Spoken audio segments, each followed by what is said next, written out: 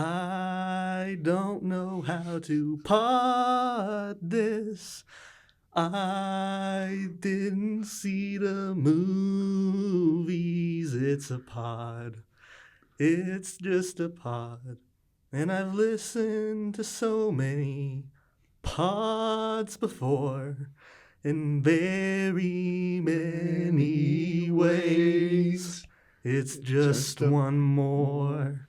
Hello and welcome back to the Luke Bugbee Show. I'm your host, Luke Bugbee. This is a movie podcast where we do double features. The guest picks a movie and I pick a movie to go along with it. Today is a very special episode because it is our first two musicals we've covered on the show. So this is a big deal. Joining to me today, who picked this wonderful movie, is a very special guest. Do you want to introduce yourself? Thank you. My name is Albert, and honestly, I'm honored to be on this show with you. Yeah. It's an honor to have you.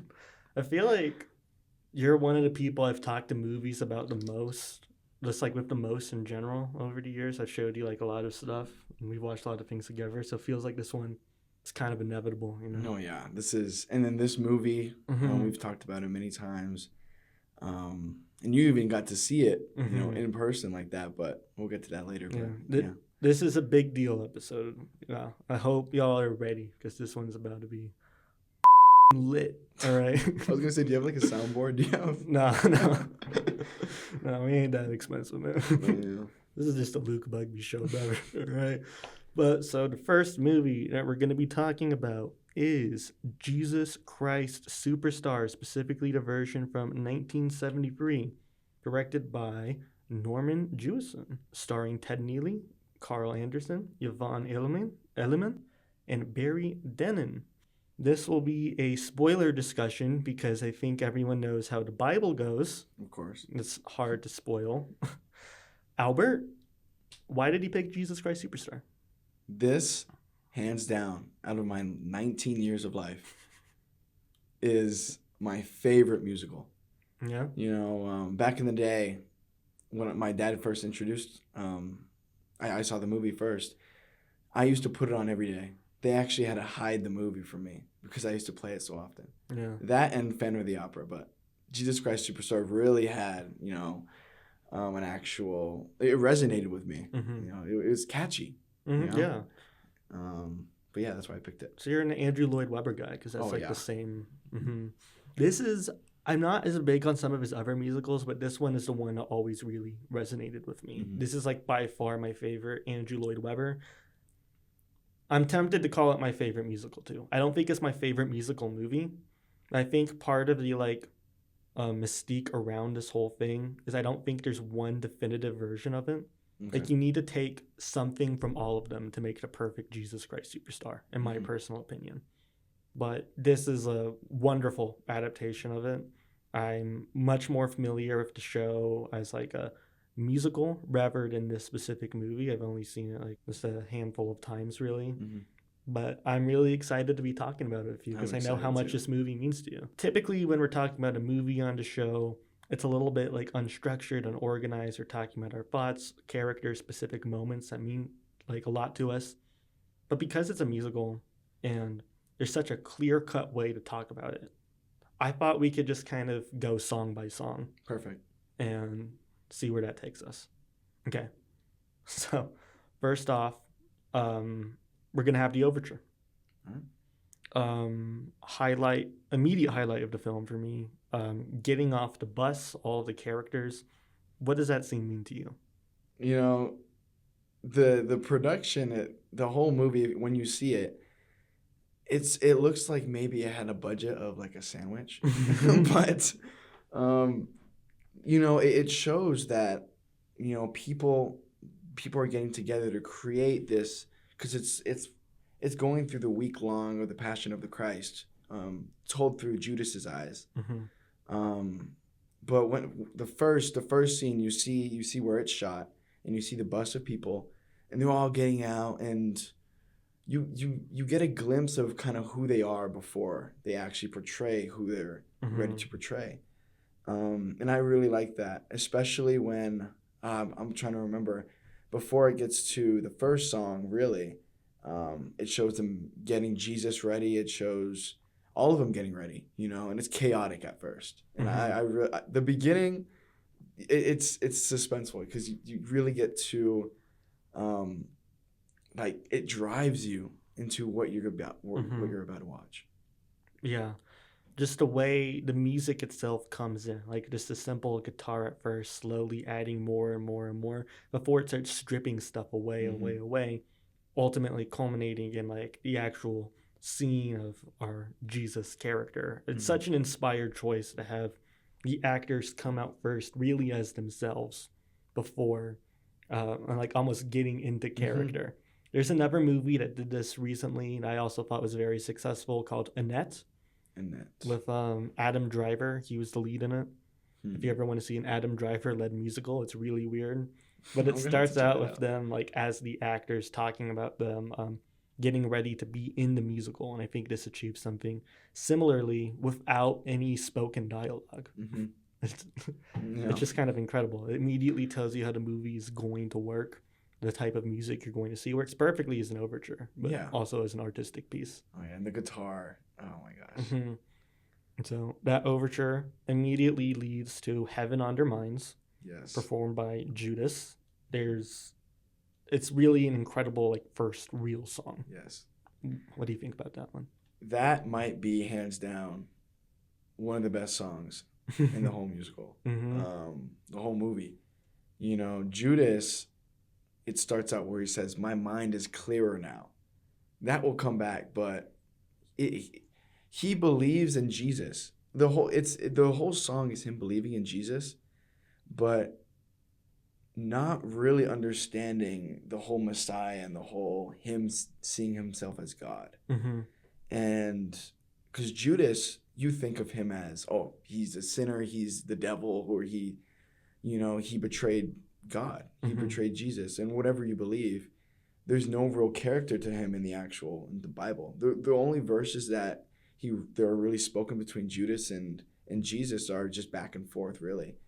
And I think they wanted to portray Judas as a lover of Jesus and a friend. And this song, Heaven on Their Mind, it shows just how much Judas thought and for his cause, that he's just not an outright horrible person, but there's a reason to why he wants what he wants and why he's having trouble standing beside Jesus and the other disciples. And it's a great song. That's pretty much it. It's an incredible song. One of my favorites immediately too. Carl Anderson playing Judas is one of the best portrayals I've seen of that character. Yes.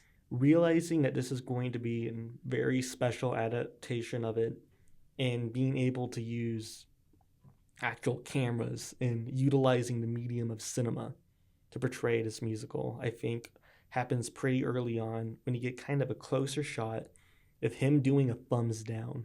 I don't know why, but that is the moment that is immediately like, this is electric. This is going to be amazing. Yes, exactly. The enthusiasm from Carl, and Judas, but it's a great first song. It only gets better. I believe it. Because Judas is debatably the main character in this story. Yeah. And that's what makes it such an interesting version of both like the musical and the movie of like this classic Bible story. You just never thought you'd be able to see a character like perspective from him specifically. And let's say this was pretty ambitious to adapt. You could have chosen any other time in Jesus' life, but they chose to portray maybe, I don't know if it was a week, but typically it'd be like the Passion into a musical, and that's pretty ambitious to even try to attempt. Absolutely. I know it wasn't received that well when it first came out by like critics and audiences. Some people called it blasphemy. Some people really praised it. I know the Pope at the time was a big fan of it. So he liked it. Yeah, he did. I was surprised when I read that. Wow. Yeah, I'll mention a song that he really liked when we get to it. But so immediately after Heaven on Their Minds, there's What's the Buzz, which is a very fun, catchy, repetitive, but not in a way that's like annoying or cloying at all. It just kind of feels right in the moment. Great time. Great song. Now I just want to watch the movie again.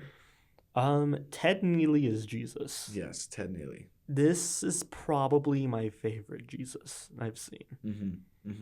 And he probably my number one. I have another Jesus in mind, but we'll get to that later. He does great. He's a great job because the whole musical, it's rock, and he has that voice. He really does. He has that voice. And later in the songs, he gets to show it more. But what's the buzz? That's when they're in. I guess in the movie they're in a cave. Or I guess they're a little hideout or whatever. And they're all like, "Oh, what's the buzz? Like, what's gonna happen, Jesus? Like, what?" And Jesus is like, "Yo, calm down. Calm down. Why do you want to know what you don't need to know?" Exactly. All must happen, but you don't need to know. I want to talk a little bit about Ted Neely's portrayal as Jesus. I want to say I was talking to my mom about this production. I'll ask her if this is cool. I should cut this out, but she said when she prays to God, she pictures Ted Neely. That's the Jesus she has in mind. Yeah, that's good. Everybody has their own. Yeah. What's the Talladega Nights, dear sweet Lord, baby Jesus? I'm trying to think. When I pray to Jesus, I think immediately of a cartoon Jesus. I can't remember the movie, but it was like with the dogs are the main characters and all dogs go to heaven. I don't know if it was that one, but Jesus is there and the dog like tries to help Jesus. I need to find it. We'll find it. Okay, You'll plug it. Yeah. Editor, put in this movie. I'll find it. I know. Okay. I'll find it. The movie Albert was talking about is called At Jesus' Side from 2008. I wanted to say, there was a lot of that went into the casting of Jesus. It's probably the most important character in terms of casting. Even though I said Judas is like the main character, you don't want to mess up the casting of Jesus Christ. Exactly. A bunch of people were talked about. John Lennon, Paul McCartney, Mick Jagger even. But there was just like a lot of trouble finding out exactly who they wanted to cast. But then they went to a Broadway production, or I think it might have been off Broadway, of a musical called Tommy. What? And they saw Ted Neely performing. And they decided that that's who they wanted as their Jesus. Yeah. I did not know that before picking Tommy, but it just happened to work out that these movies are actually really interconnected. They're interconnected. Yeah, and I was going to talk about that, but wow. Yeah, okay. We'll get to Tommy when we get to we'll get to Tommy. Tommy's a whole different. Okay, so Ted Neely does a great job. He's a phenomenal singer. Oh, yeah. He's incredible. Can really hit the high notes. Yes. I'm a big fan of like the John Legend version, but that's kind of the one major flaw in that adaptation is he really can't hit the notes. Yes. I thought in the John Legend adaptation, I thought Judas, he had a great voice and he hit those high notes. He really did. But it's still good. I skip. I loved Alice Cooper's version of the Herod song. But okay. After What's the Buzz? It's a strange thing, mystifying, which is never. That's kind of like a interlude. Yeah. I'd say more than like a full musical number. So maybe we can kind of skip that one unless there's something you really want to. Yeah. Well, that's another because Judas is still like questioning God. The scene, if you haven't seen it, it's Jesus and all his followers are around him, and Mary is washing his feet and combing his hair, and Judas is like, "Whoa, you need to calm down because what this looks like, the Romans and all of them only need one excuse to put us all away." That's basically what he says. And so in a way, he believes in Jesus's cause. But now he's starting to kind of refrain himself from, I guess, he's trying to do what he thinks is good. So he kind of like nags on Jesus about it. And then Jesus gets upset. He's like, "Oh, like, who are you to cast a stone when you're a sinner too?" And And then he gets all mad, but no, that's I like that little part. It's cool to immediately show Jesus as a real person that is capable of like getting mad at Judas. You know, it really, at least to me, makes it feel easier knowing that Jesus was a real person. You know, to show him have real emotions like this. Yes. Instead of someone that's like only gets mad once in the entire Bible. Yeah. And that, and that's shown in this movie when we'll get to that. The one next song is "Then We Are Decided." This is your first time seeing the Pharisees. I don't love this one quite as much as the others. You know, I think when I first saw this, I totally forgot that song was in it. Yeah, and it's I like the music. Like they do a good job. It's just not. It's not in most stage productions. Also, like they sorry, cut it out a lot, so you kind of forget that it's a song that exists because I think that the Pharisees being introduced with this "Jesus must die" is a much stronger introduction, and that's only like 2 songs from now. Yeah, I don't know if this is true or not. I might just be. I remember out of all the times I've seen this movie, I do not remember that song in it in the old copy. But then I scratched it or I messed it, so I actually bought the Blu-ray version recently. It was like the 4K because I'm like, I need to see it like enhanced. And that song came on. I'm like, I do not remember that song. Either it's because it was so forgettable, or it wasn't in it. It's a real cheer up Charlie, Willy Wonka, like just kind of the fast forward song. And it's fine. It's just like not quite on the level of some of the other ones, especially not on the level of the next one, Everything's All Right. Oh my gosh. Which is I'd say it's a song near and dear to both of our hearts. I can't tell you the number of times with anyone really, they're just complaining, I just stare at them and go, try not to get worried, try not to hold on to problems that upset you so. My God. Just a wonderful song. We just need to play the music, but we're going to get copyrighted. Yeah. One of my favorites in the show, definitely a personal favorite. I think it's this song, When This Moment Happens. No, it's not. It happened earlier. Dang. Okay. What part? I need to shout out when Jesus and Judas hold each other's arms for a second. Okay, so that's just crazy. That scene is so much more because during this song, Mary's like, because Jesus was just upset. You know, he's a human being. They're portraying him as a human. And he was upset, so she's trying to calm him down with these expensive, I think, ointments or fragrances. And Judas gets mad again because he's like, oh, you just spent all that money on that when you could have sold it and given the money to the poor. And he's getting mad at, again at Mary and Jesus. And then they have this uplifting moment with even the music. It's like when Judas and Jesus touch, like they grab each other's arms, like you said. That might be hands down one of the best moments in the movie. It's like a breath of air, because Jesus calms Judas's nerves, because he basically says that there will be poor always.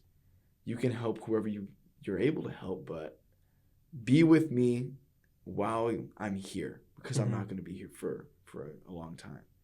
And that moment, Judas, it just, it's a good scene. It's a really good scene. Powerful moment. There's there's an amount of tension there. I do think there's honestly, the actors bring a level of homoeroticism to the moment, which I know is controversial to some, but I think that's kind of impossible to deny when that was a clear intention on their part. And it's not even necessarily a sexual love based on what you think, but there is definitely a connection there. And that makes Judas's turn, his ultimate decision, feel that much more painful, is that single individual moment. There's great songs and great moments of them with each other, but when you see Judas eventually betray him, when you see him hang himself towards the end, that's the moment my mind thinks of about their connection with each other. it's we'll see with the other songs, but it gets to where Judas thinks, after everything I've done, does he still love me? Mm-hmm. Because God loves everyone, you know. But does Jesus still love me, even though he sees him as just a man? So, and I know I guess I'll get corrected if I'm wrong, but I believe in the Bible, Judas refers to him as what? Because all the other disciples refer to him as like Messiah or like Lord, and he refers to him as Rabbi, and that just means teacher. Mm-hmm. That doesn't mean that you're this person you claim to be from, I guess, the Son of Man. Mm-hmm.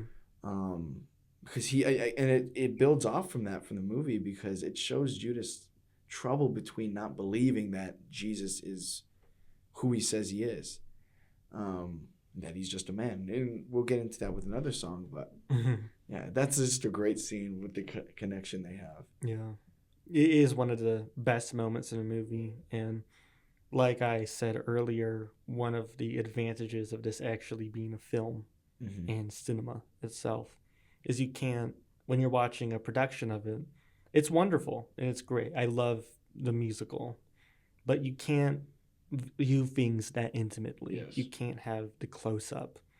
And I think this is just a musical that utilizes cinema to its fullest potential.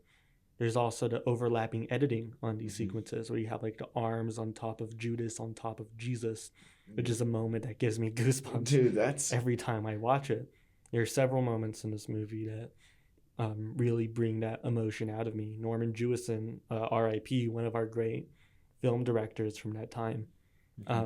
Immediately following Everything's All Right, one of the great euphoric sequences in the film, one of the few that really feel like euphoria.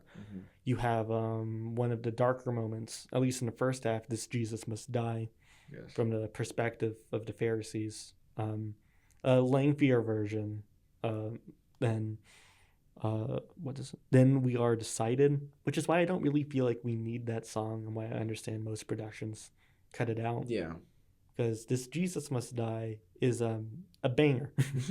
It's a way better song than without that song. You can gain it's still a coherent storyline. But with it, it's a nice added song. It makes sense, I guess, if you want to show the Pharisees a little bit earlier, but you don't really need to. It's like you said, it's like the Good Luck Charlie, the song. You gotta have like a singer to play Caiaphas with like a lot of bass. Bob Bingham really kills it in that department. This was my favorite song in the musical when I was a kid, and really? I felt like that was blasphemy. And I felt really bad that my favorite song was called "This Jesus Must Die." You're screaming at the top of your lungs. There's a moment that itched my brain so bad when I was a kid, where he goes, "What to do about this Jesus mania?" And I just really like that line. It's not like clever or anything, just the way. It's just like, how he sings it. I saw it, Jesus Christ Superstar, live twice in El Paso. And every time that part, they always get someone who has a very high-pitched voice to do that part. And it's great. I'm like, oh, it's great. Yeah, I wanted that part when I was a kid. Really? Yeah. Jesus. Another great song immediately follows that one, Hosanna. Oh, yeah. Incredibly powerful moment in the movie of realizing that everything might just be going too far and everything is going to be wrapping up soon. Another realization of cinema as a medium. The freeze frame on Jesus' face when they say, "Hey, JC, won't you die for me?" Yes. I forgot about that moment. I thought my TV was glitching. Me too. I'm like, what? And I was like, what is happening? And then I was like, perfect. Cinema. Oh my God. Brilliant. Yeah. Of course they made that decision. Like such a perfect moment. Perfect moment, because it's like, oh, whoa. It's like, whoa, they want me to die for them? You have a little bit, they continue that idea into the next one. Simon the Zealots. That's how you pronounce Yes. it? Yeah. Okay. Yeah. Which is just like an even more extreme version of the second half of Hosanna. And another one of my personal favorites in the musical, if nothing else for the actual dance movements. Mm-hmm. This one is just going crazy in Yes. terms of like dancing. There's a moment where they're like doing slow motion, and they're there's a guy flipping. doing the worm. Like they're doing backflips in slow motion. it's crazy, but it still works. There, when he says, "Add a touch of hate to Rome," Mm-hmm. that's such a powerful Yes. moment in realizing everything that has come. Mm-hmm. Mm-hmm. It's upsetting in like a way, and you just realize that the apostles were also just kind of people. Yes. And also, I guess, in the eyes of Jesus, they're also naive in what he actually planned. Because they hated the Romans. Mm-hmm. They hated Caesar. They hated Pontius Pilate. They hated all the kings. They hated all of it. And that's why they thought Jesus, the Son of Man and his kingdom would, I guess, deliver them, rid of them, the Romans. Mm-hmm. That's not what he came to do. No, that's such a good song. It's a great song. Simon, I remember, that's my dad's favorite song because he goes crazy. Like he even does like a chicken dance. I don't even know what he does. He's going wild. He goes wild. One. It's a ecstatic song. I think he's just credited as like apostle, and like yeah, in the credits. So just such a random insult. Yeah. Like he's dancing his ass off. Yeah. And he goes like, "You get the power, you get the glory." At least put him as Simon, man. Yeah. Like, I don't know. We're not there yet. There's a fun apostle fact I can't wait to tell you. Okay. But immediately after that, we got Poor Jerusalem, another kind of interlude, more not like a full number, but it's really the first moment of Jesus reflecting on what's to come, the people that have that have surrounded him. I just think this is such a great way to portray the apostles, and I feel like it's probably more realistic to what they were actually like than a lot of other adaptations of the Christ story, because you think of them as these perfect men, and that's how like everyone says they are, because they were able to follow Jesus, but they were rebels. Yeah, you know, they're normal people. Back then, what that would entail, but yeah, they weren't like of sin. They were all sinners like that. Yeah, that's why it's such an interesting like to put this as a production, to write this in the first place, of making everyone real and making it more accurate to what actually probably happened. Well, it's like their own perspective, but staying true to the text. It's just like remarkable achievement. Immediately after Pilate's dream, Barry Dennen playing Pontius Pilate. Is that how you say it? Pontius Pilate, yeah. Okay. Great song. I used to skip it when I was younger because it was so much slower than everything else, but I've really come to love it. That's what all the songs for the most part are really good, and that it takes a dramatic change from kind of the rock and the excitement. I do believe that realistically in the Bible, his wife had the dream. I think that's how it was. His wife had the dream, and she told Pontius Pilate, this isn't going to be good, man. Maybe you shouldn't. And he was like, oh. But I believe, correct me if I'm wrong, but I do believe it was his wife. But editor, read the Bible really fast. Read the Bible.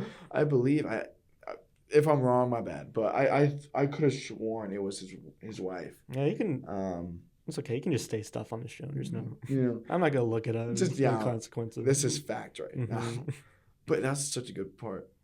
Yeah, it really changed the way I viewed him as like a person, because it really is like Herod and like the Pharisees. Pilate's just like kind of, that's just his job, man. Yeah. Once I also found, do you remember that book we read in high school? What was it called? Which one? The Toni Morrison. Look it up. Toni. We read a lot. Yeah. Was it a play? Or was it a book?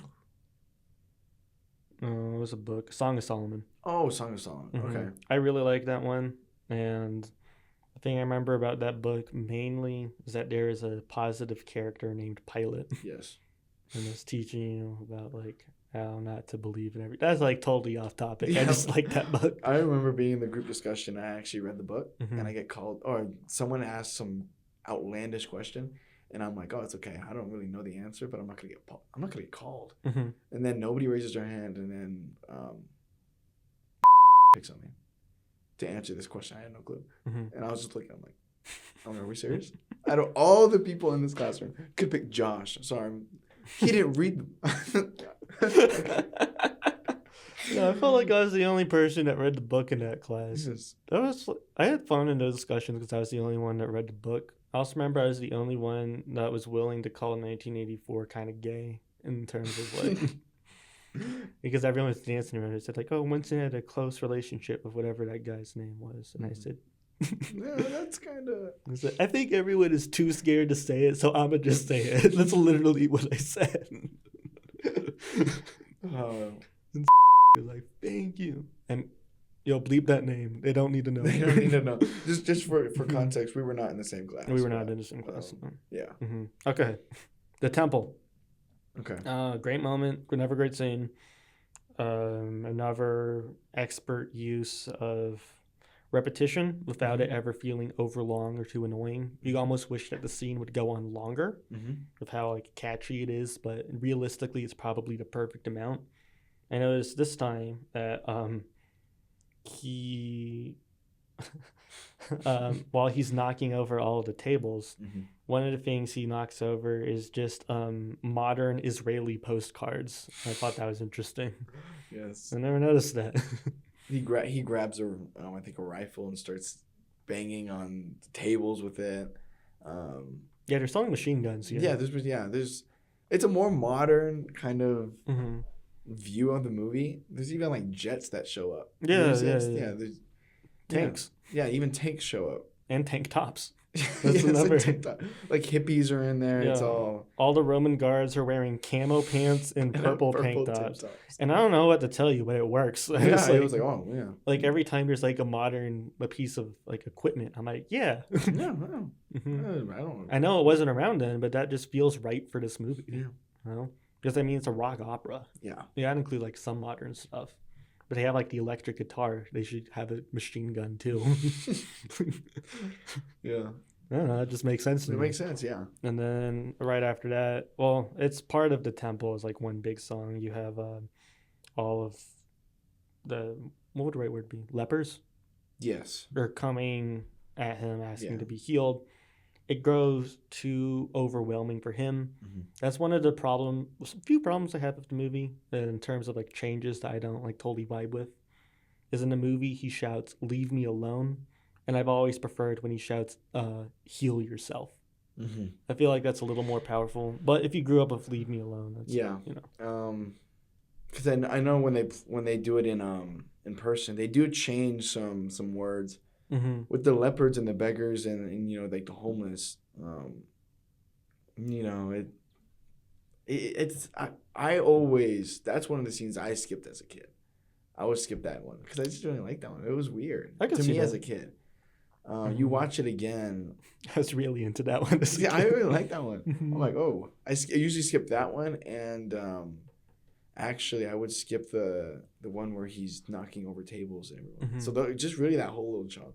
Jesus getting mad. Yeah, I'm like, I was a little kid. I just didn't. Those songs really didn't appeal to me. Yeah. At that age, but now when I rewatched it, you know, there's so much more to it. I can see that. Yeah, I really responded to that as a kid because I think one of the main things I really liked about this is just the idea of Jesus being a real flawed person, and those are the moments where he really showed the most flaws.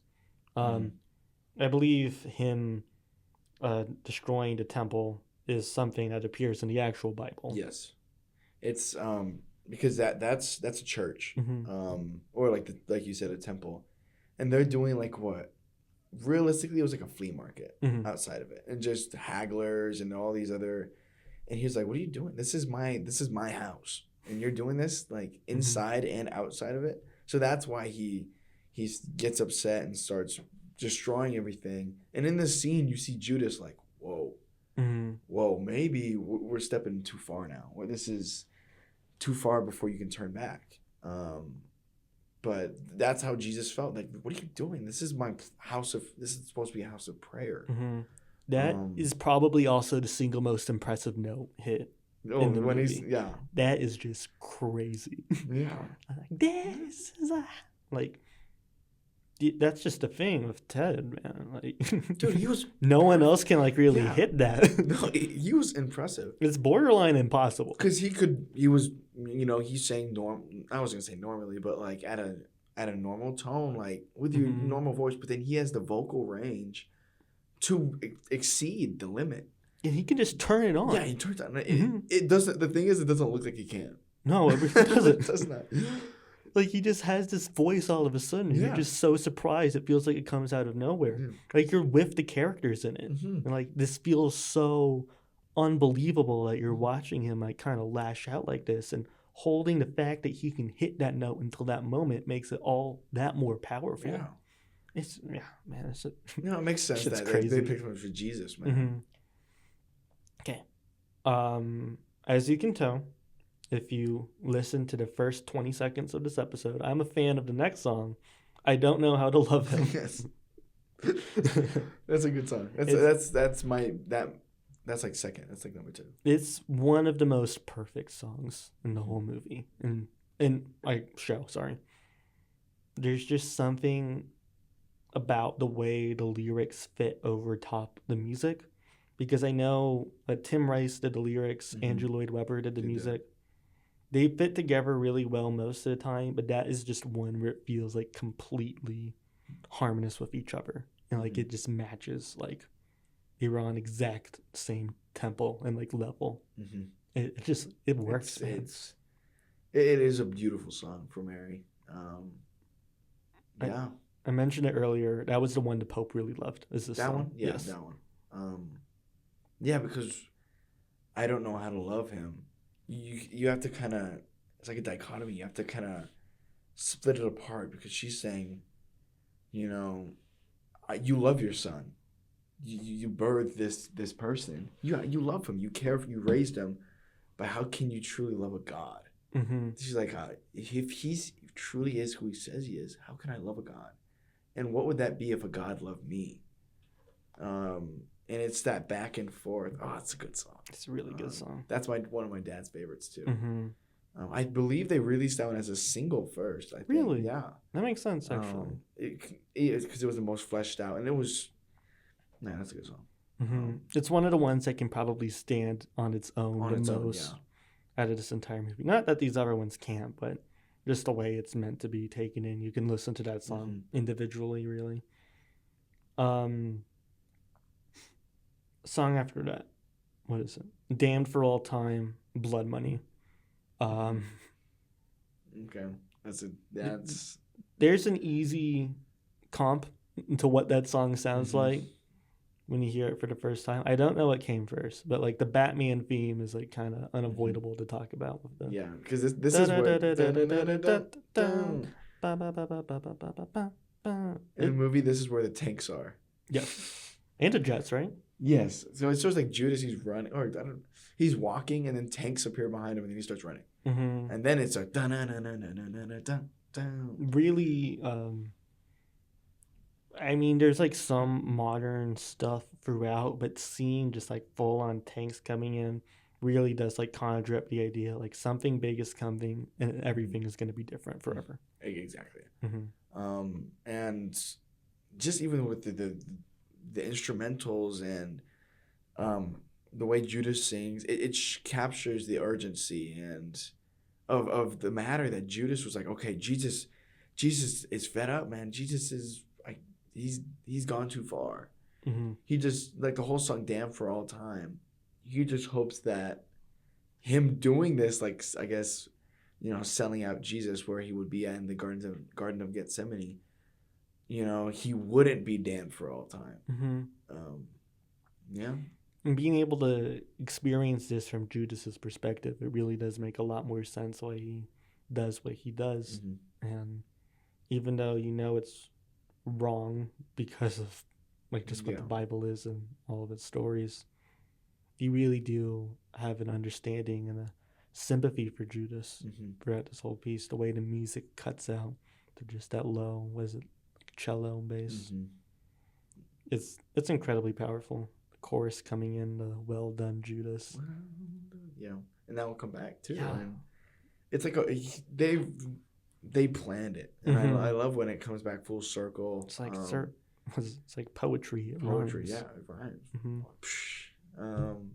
Because Judas, he believed in the cause.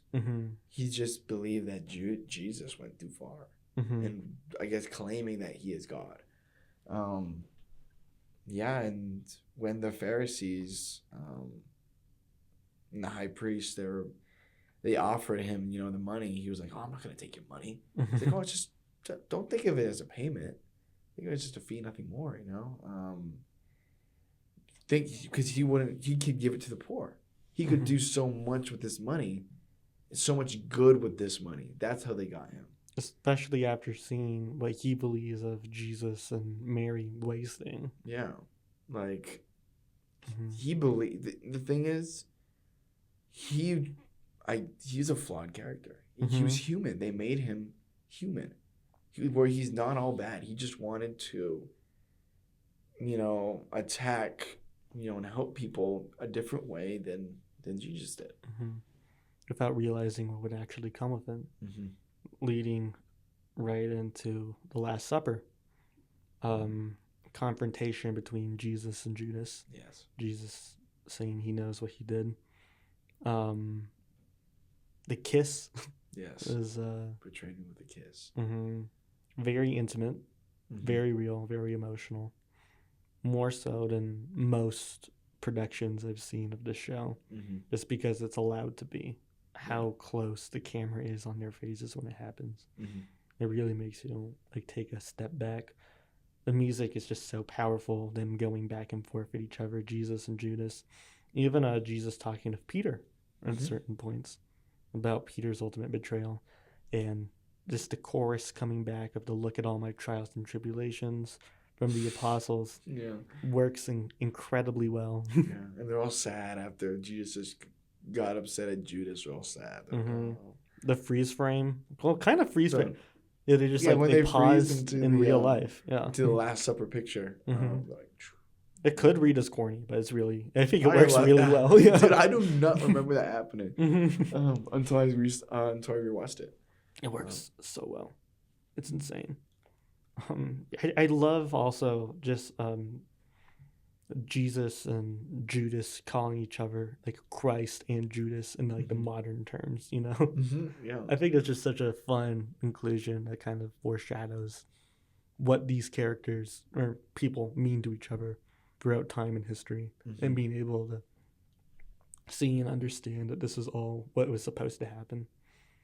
And speaking of what was all supposed to happen, Gethsemane. In my opinion, this is the best song. This is the in best the production. Song. This is basically not my opinion. It's just the answer. Jesus, his soliloquy, it's all, it's so good. It's so good because it grasps Jesus, I don't want to die. I don't want this.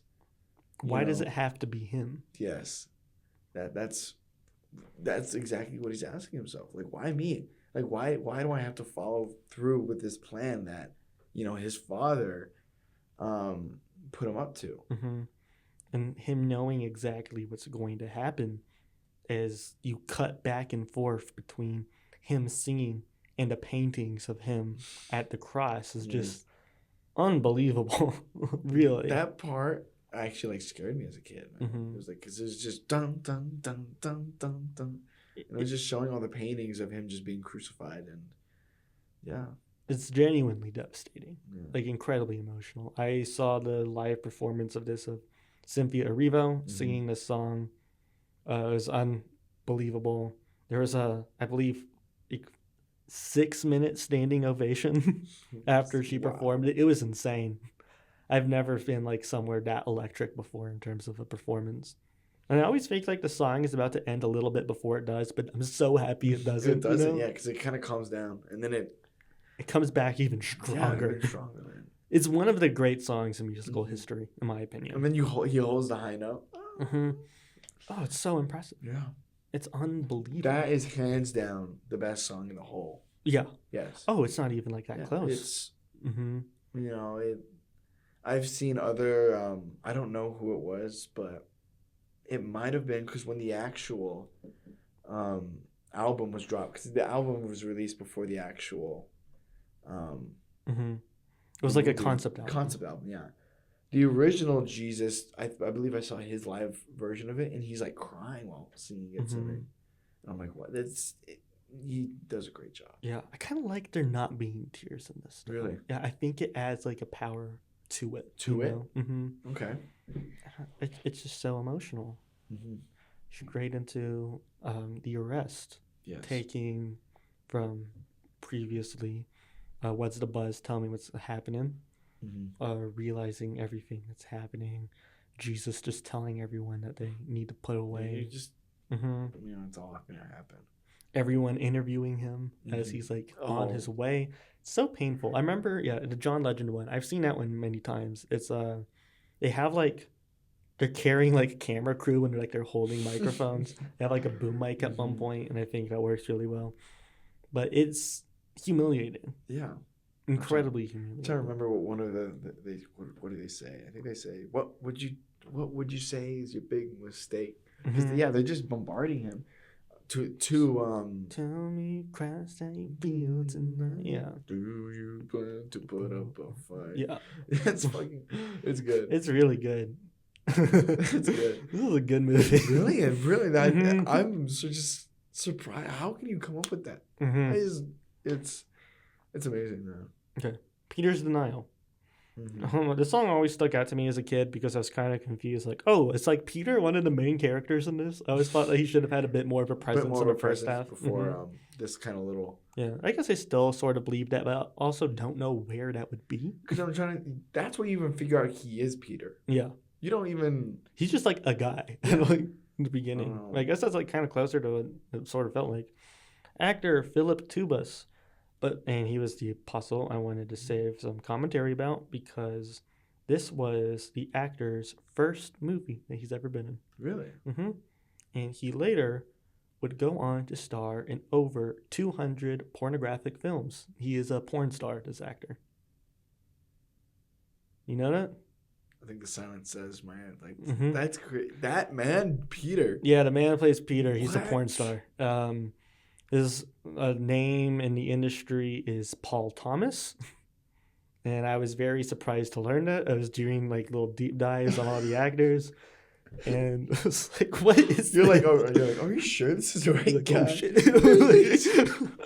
You're like, let's see what this guy does. I was not expecting that in the slightest, and it's so funny. It's like that's at the top of his filmography. It's just like it's 200 like adult movies, and then Jesus Christ Superstar. Oh man, he has a good part. He does have a good part. No shame to him. It's just like a surprising thing to learn. Yeah, you do what you got to do, man. It adds to the text. Yeah. I did not know that. No, me neither. That was like a pretty big surprise. Wow. Yeah. It's a good song. It's sort of like quick. It's just short. Yeah.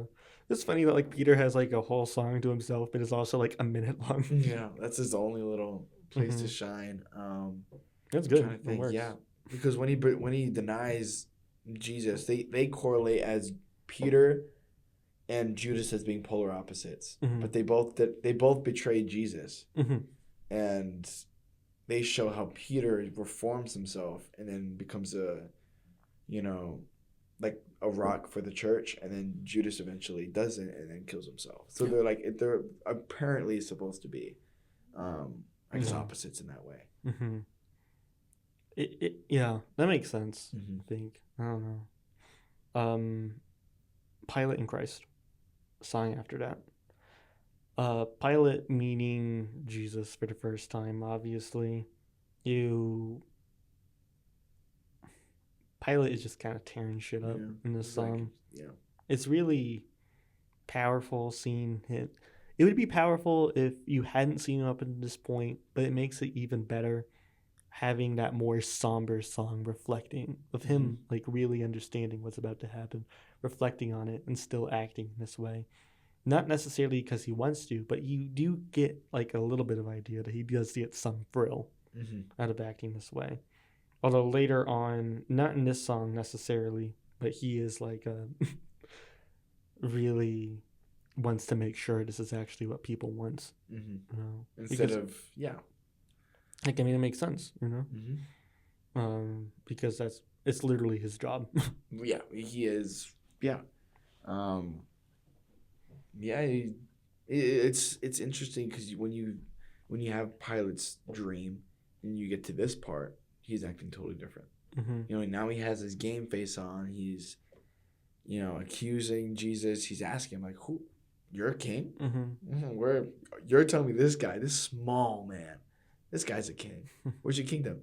You're and then Jesus like, you say that I am. He's like, what do you mean by that?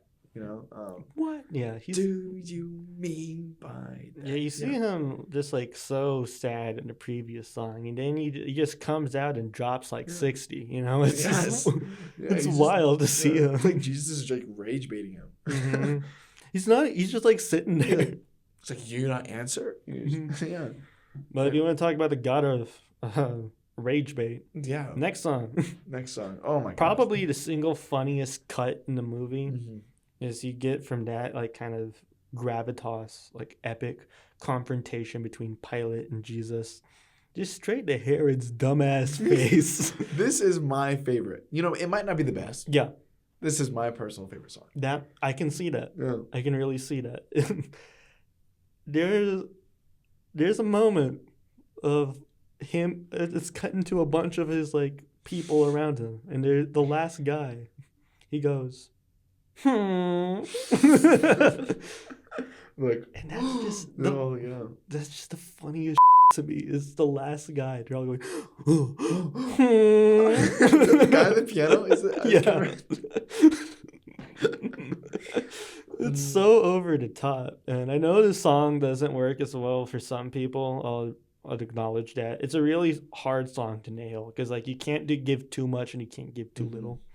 I think the actor who performs it, Josh Mostel, gives it like the exact right amount. He's also the principal in Billy Madison, if you knew that. Really? Yeah. I see it, man. I just didn't even know that. Because like he exists so much as Herod, you know. Yeah, that's just all I think about it in my mind. He's also easily the weakest voice in the movie, but that adds so much. Yeah. That. Yeah. It's so catchy and fun. You saw the Alice Cooper one, right? That one's pretty cool. I love that one. And who was it? What's his name? Didn't when you went to go see who played her? It was John Stamos. Yes, John Stamos. But it was originally supposed to be it's supposed to be Josh Gad, but then he got sick, and so John Stamos filled in. See, that's crazy, man. And I was so jealous when you went. He was really over the top, but it was also fun. You know, it was because Herod is like such an over the top character. You know. Yeah, he's. Yeah. John Stamos definitely represents that. You are the Christ. Yes, the great Jesus Christ. Jesus. I am overjoyed. It's so great. It's so much fun. Get out of my life. And it does feel so humiliating for Jesus in that moment. And you do feel for him. After that song is another one that I kind of rank a bit lower, my personal, like, this is more like C tier for me. I don't know if it's like A or S. There's two songs I'm not a fan of. Could We Start Again, please? I don't need it. That's my take. That's interesting. That's my take. That's interesting. I feel like that is a great song. It's a fine song, but if we went from Herod straight into Judas's death, you don't think it's okay? I think it's a little interesting because in the movie it shows all his followers and there's a bunch of them. Where do they all go? On a bus at the end. You see them go. That's the thing. No, it's like, but I do like Peter because he's like, oh man, you know, I messed up. And then marry them together. It's them. You just think it's cool he does porn. Oh my gosh. It's good. I think you've made your... It's strong. I don't know. I'm just not the biggest fan. That one always felt like, to me, it was like some producer being like, we need another Mary song. We don't have enough Mary songs. Let's just put something right after Herod. And I just feel like it doesn't advance it really for me. It's just kind of like a little, like you have like, so it's like really on fire for like a minute, you know? Mm-hmm. And then like you just kind of like dip back down. And then it just goes back to the energy where you were at before. Yeah. And I just kind of wish it just had this consistent string of energy throughout like the entire second half. Okay. And that's like the part that kind of dips for me. Because it's just like, because you have like that, da, da, da, da, da, da, da, da, and then you have a, then you go back to, bah, bah, bah, bah, bah, bah, bah, bah, bah, and it's just, I don't know. Dying to see you, but it shouldn't be like that. You don't know? It's all right. It's a good song. Like, I'm not saying it's not bad. It's just like not on the level for me. Like I can like levitate when the whole crowd sings. Like, dying to see you. You don't like that? That's a little corny for me. I don't know. That's just like this moment never really rang true to me. Yeah. Okay. Okay. I just don't. Yeah, I think Yvonne Elliman is like an unbelievably talented Mary, but I feel like that with like basically all of the adaptations. Yeah. Oh, and you need a strong Mary. You need obviously. I think that's one that also sometimes gets cut from like certain productions. I'm being dead ass with you. I swear to God. I'm trying to think. I don't even. I feel like they had it. Because it's such a good part. No, I think they have it like now. I think like for a while they didn't. Maybe. And then they said we need another Mary song, so they plugged it up. Because he's like, you know, whether they believe Jesus or not, that he's the Son of Man. Oh, like, okay, you made your point now. Like, maybe you can cut the act. You know, maybe you can just say you're not. So you can be free again. But he's sticking to it. Well, it's just like, it's also like trying to make you think that Peter had like a bigger part in this movie than he did before.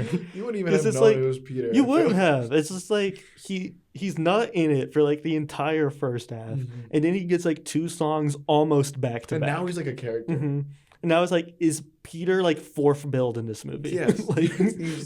Like we only know it's obvious to us why he's Peter because we watch it. Like, it's like, oh, it's Peter. Yeah. Oh, it's Simon right here. But I beat off to that. I don't guy. even think they say. Oh, they do. You're like.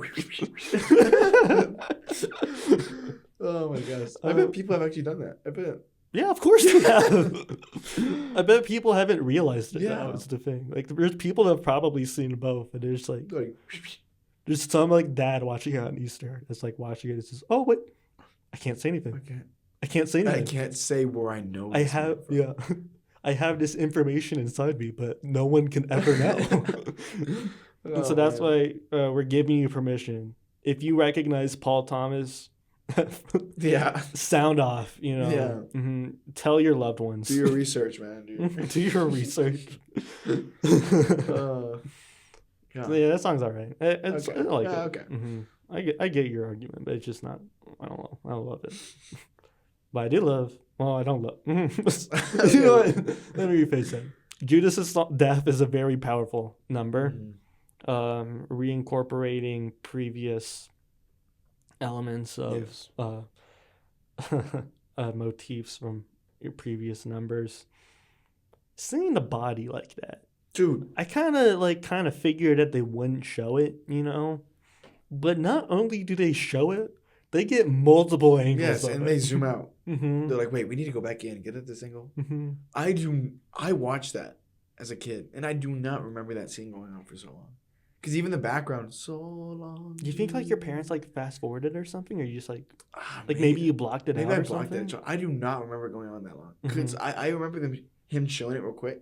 I do not remember it zooming out. It goes on for a long time. There's like 3 different cuts of like seeing the body. And for the viewers, you know, it's pretty. It's gnarly. It's an intense because it shows him like actually drop. It shows him drop. It shows him like struggling. Yeah. Like you really seems like he's regrets it for like a second before it happens. It's really, and then it zooms out. And then gets like, oh, we need this angle with the chorus on top of it of like the good so long Judas. But even before that, his when he regrets everything and he throws the money at Caiaphas and like the Lord or the high priests and everything, and they just leave. Oh yeah, they're like, oh yeah. It's a great because he calls back to I don't know how to love him. I don't know how. Because he's like, man, did Jesus love me? Because he even says that. He's like, what did Jesus think of me? I'll never know, because I just sent this man away to his death. And then he eventually goes to hang himself. You know? It's a genuinely masterful performance from Carl Anderson's part. He's so good, man. It's incredibly intense. Like, I can see someone feeling more in this scene than like the actual crucifixion, because of just how like raw and real it feels, and the fact that he's like literally doing it to himself. You know, just the pain you've had experiencing like from the eyes of this man and understanding exactly how he's feeling in that moment. It's really devastating. It is. And that's another scene, rewatching it the times that I did. You had this on every day. I'm sorry. I know, and I do crazy. not remember that. I guess I was just, my weak and like naive little mind back then. Like when I was a little lad. Yeah, did you sympathize with Judas when you were little, or do you even remember? I don't remember. I just remember singing Jesus Christ Superstar at the top, like the superstar, like at the top. Yeah. Oh, that's okay. We'll get to that. That's a big. But no, now I'm seeing this in a new light. That number hits. It's unbelievable. And if you had King Herod's song right before it, even imagine how much harder it would hit. Oh my gosh. Yeah. Trial Before Pilate. This was the one I didn't see this until like I was a little bit older. I think like 8 or 9, maybe 10. Okay. But when I was a kid, my mom would say it, and I'd say it all the time. I would go around going, "We have no king but Caesar." I would say that shit constantly, man. Oh my gosh. I don't know why. But we have no king but Caesar. It's a great little moment. And it's that whole back and forth between the Jews and then Pontius Pilate. He's like, because they said we have no king but Caesar. And he's like, you hate him, you hypocrite. You just want this guy dead. He's like, you hate us. Why now you're saying that he's your kid? Really taking the music from the overture and kind of placing it in this moment. And then when the actual whippings are happening, it feels pretty brutal. I'm glad you don't like see all of them. Also, how did this get a G rating? That was like that was a crazy scene beforehand. I was like, you see a man like get hung, you see a man like brutally whipped, and of course you see him crucified. But like, and then at back, let's rewind back to the whole temple part.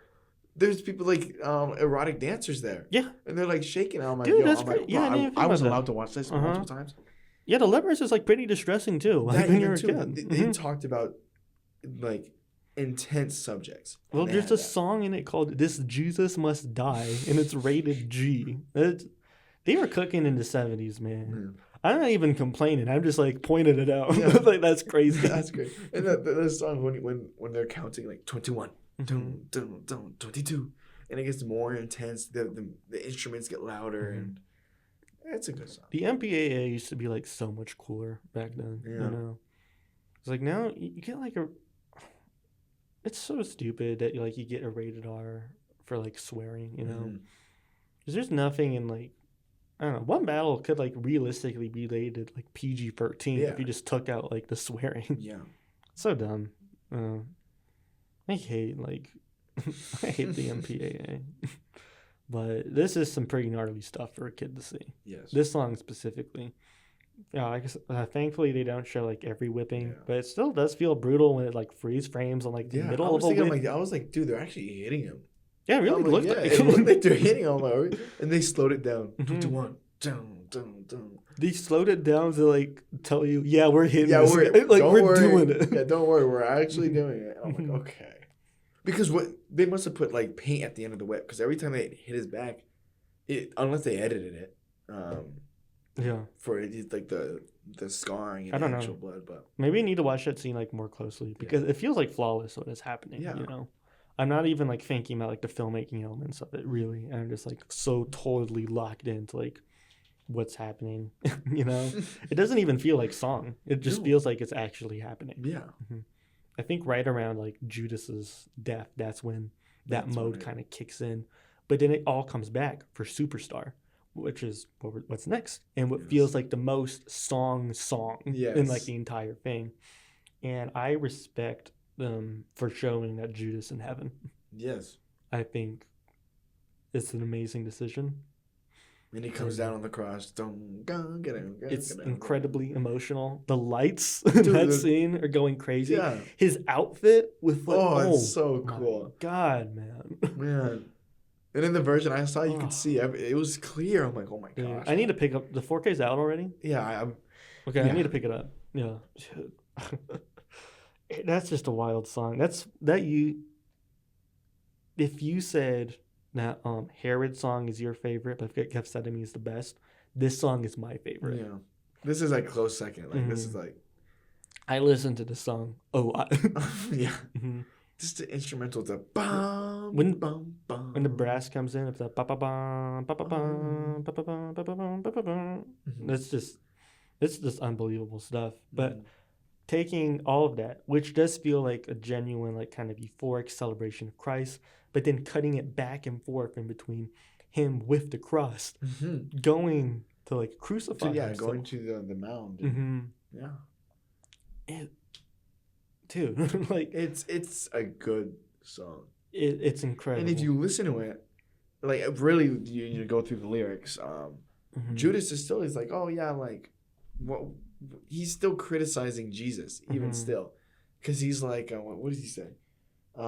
Every time I look at you, I don't understand why you let the things he did get so out of hand. Yeah, and then he says, if you would have managed better, you had it planned, right? Now, why did you choose such a backward time in such a strange land? If you've come today, you could have reached the whole nation, right? Yeah. Israel in 4 BC had no mass communication. It makes sense the more like you think about it. It makes sense. If he really wanted to reach the world, why didn't he come now? We have cell phones. You can communicate to someone so easily nowadays. But why did he choose to come? You could go on like IG Live. Yeah, like, guys, I'm Jesus. We're gonna have Kai Cenat come on the stream soon. But no, man, imagine God. What's Drewski's thing called? Like the talent. Oh, could have been records. Yeah, could have been records. Imagine Jesus on could have been records. Jesus, he's like, get out. Drewski's like, get out. Jesus like, hold on. Let's hear him out. Let's hear him out. They just carry him away. No. See, but it's like you just said, why did you come today? You know, valid question. Honestly. Yeah, why? I guess maybe it would be for faith, so you actually believe. Sure, we're not answering that on the Luke Bugbee Show. That's more of a. But you gotta listen to a different podcast if you want like the answers. We're gonna get Joe here. We're gonna get. Joe's coming on like soonish. Really? Yeah. Oh, that's gonna be cool. That's gonna be a good episode. Yeah, spoilers. Spoiler alert. That's why it's not gonna be the next one. It'll be soon. All right. Great song. It's a great song. One of my favorites. I guess maybe my favorite. I don't know. It goes back and forth.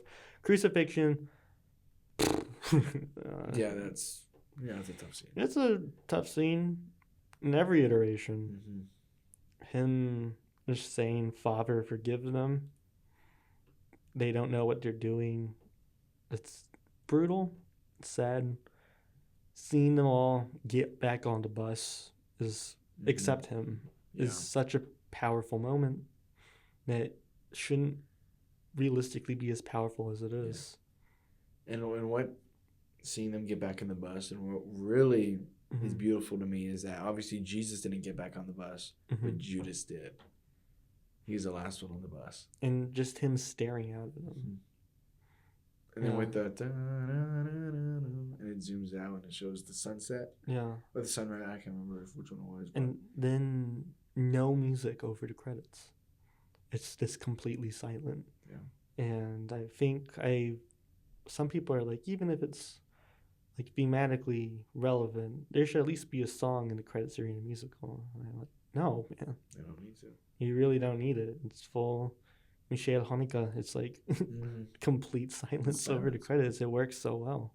You know? It's a beautiful moment. I mean, it's horrifying, but it's just so powerful. Okay.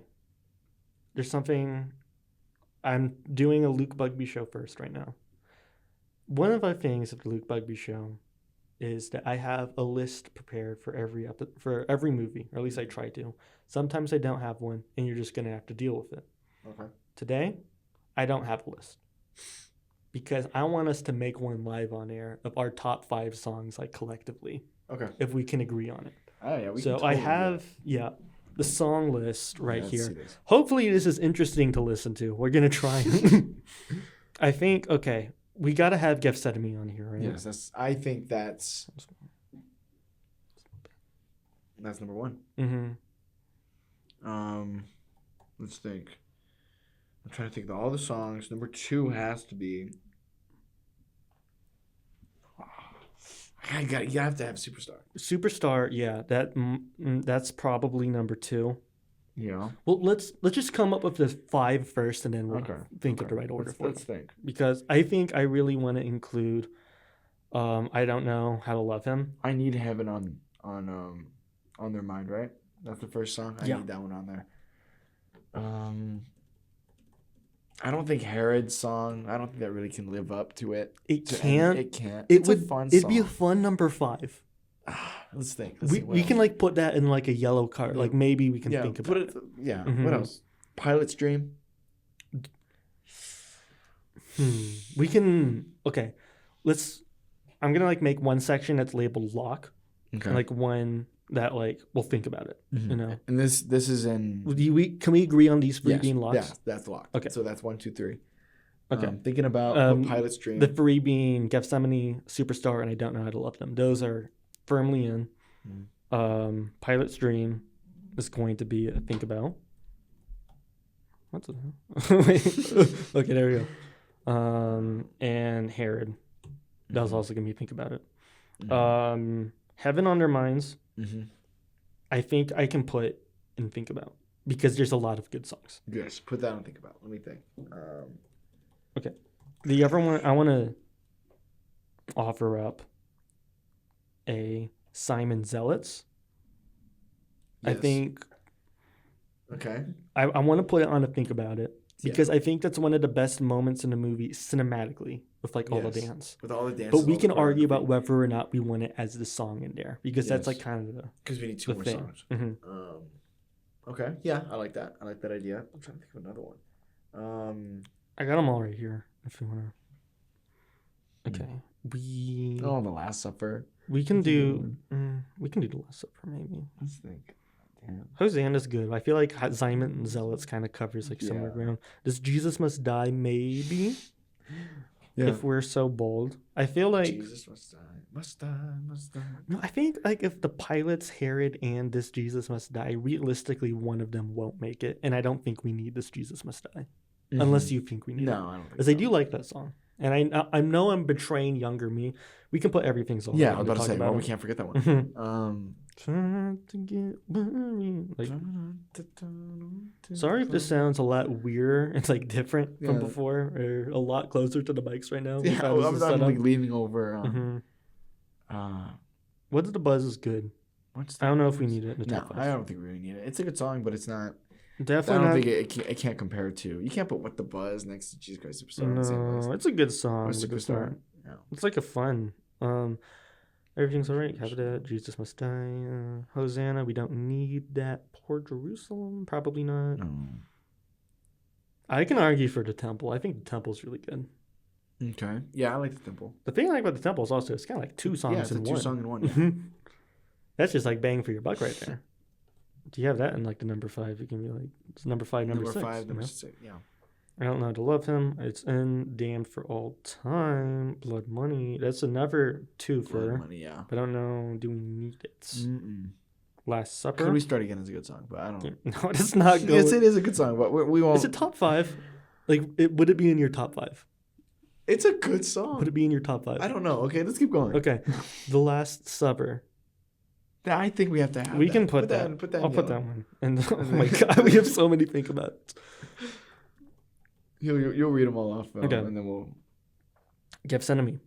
You already have that, yeah. The Arrest. Yeah. The Arrest is in. Peter's Denial, definitely not. No. It's fine. Pilot in Christ. Probably not. King Herod, have that in. Could We Start Again, please? Definitely not. I think that's it. Yep. So you can read them off. Judas' death. We don't need Trial Before Pilate. Brutal. No.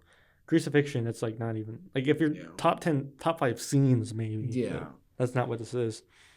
Okay. So blocks right now. You have Gethsemane, Superstar, and I Don't Know How to Love Him. Okay. Those for your firmly in are great. We have 7 think about it. Okay.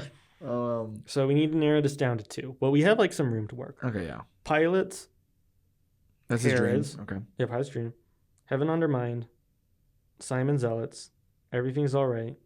The Temple. The Last Supper. Let's take out Herod. We can take out Herod. We don't need Herod and Pilots, and Pilot's Dream would probably be the one to include. Heaven Undermined. Staying for now. I love Heaven. Yeah. Simon. It's like one of the best scenes in the movie. That's the thing. But I guess it's a song we can cut in. Hold up.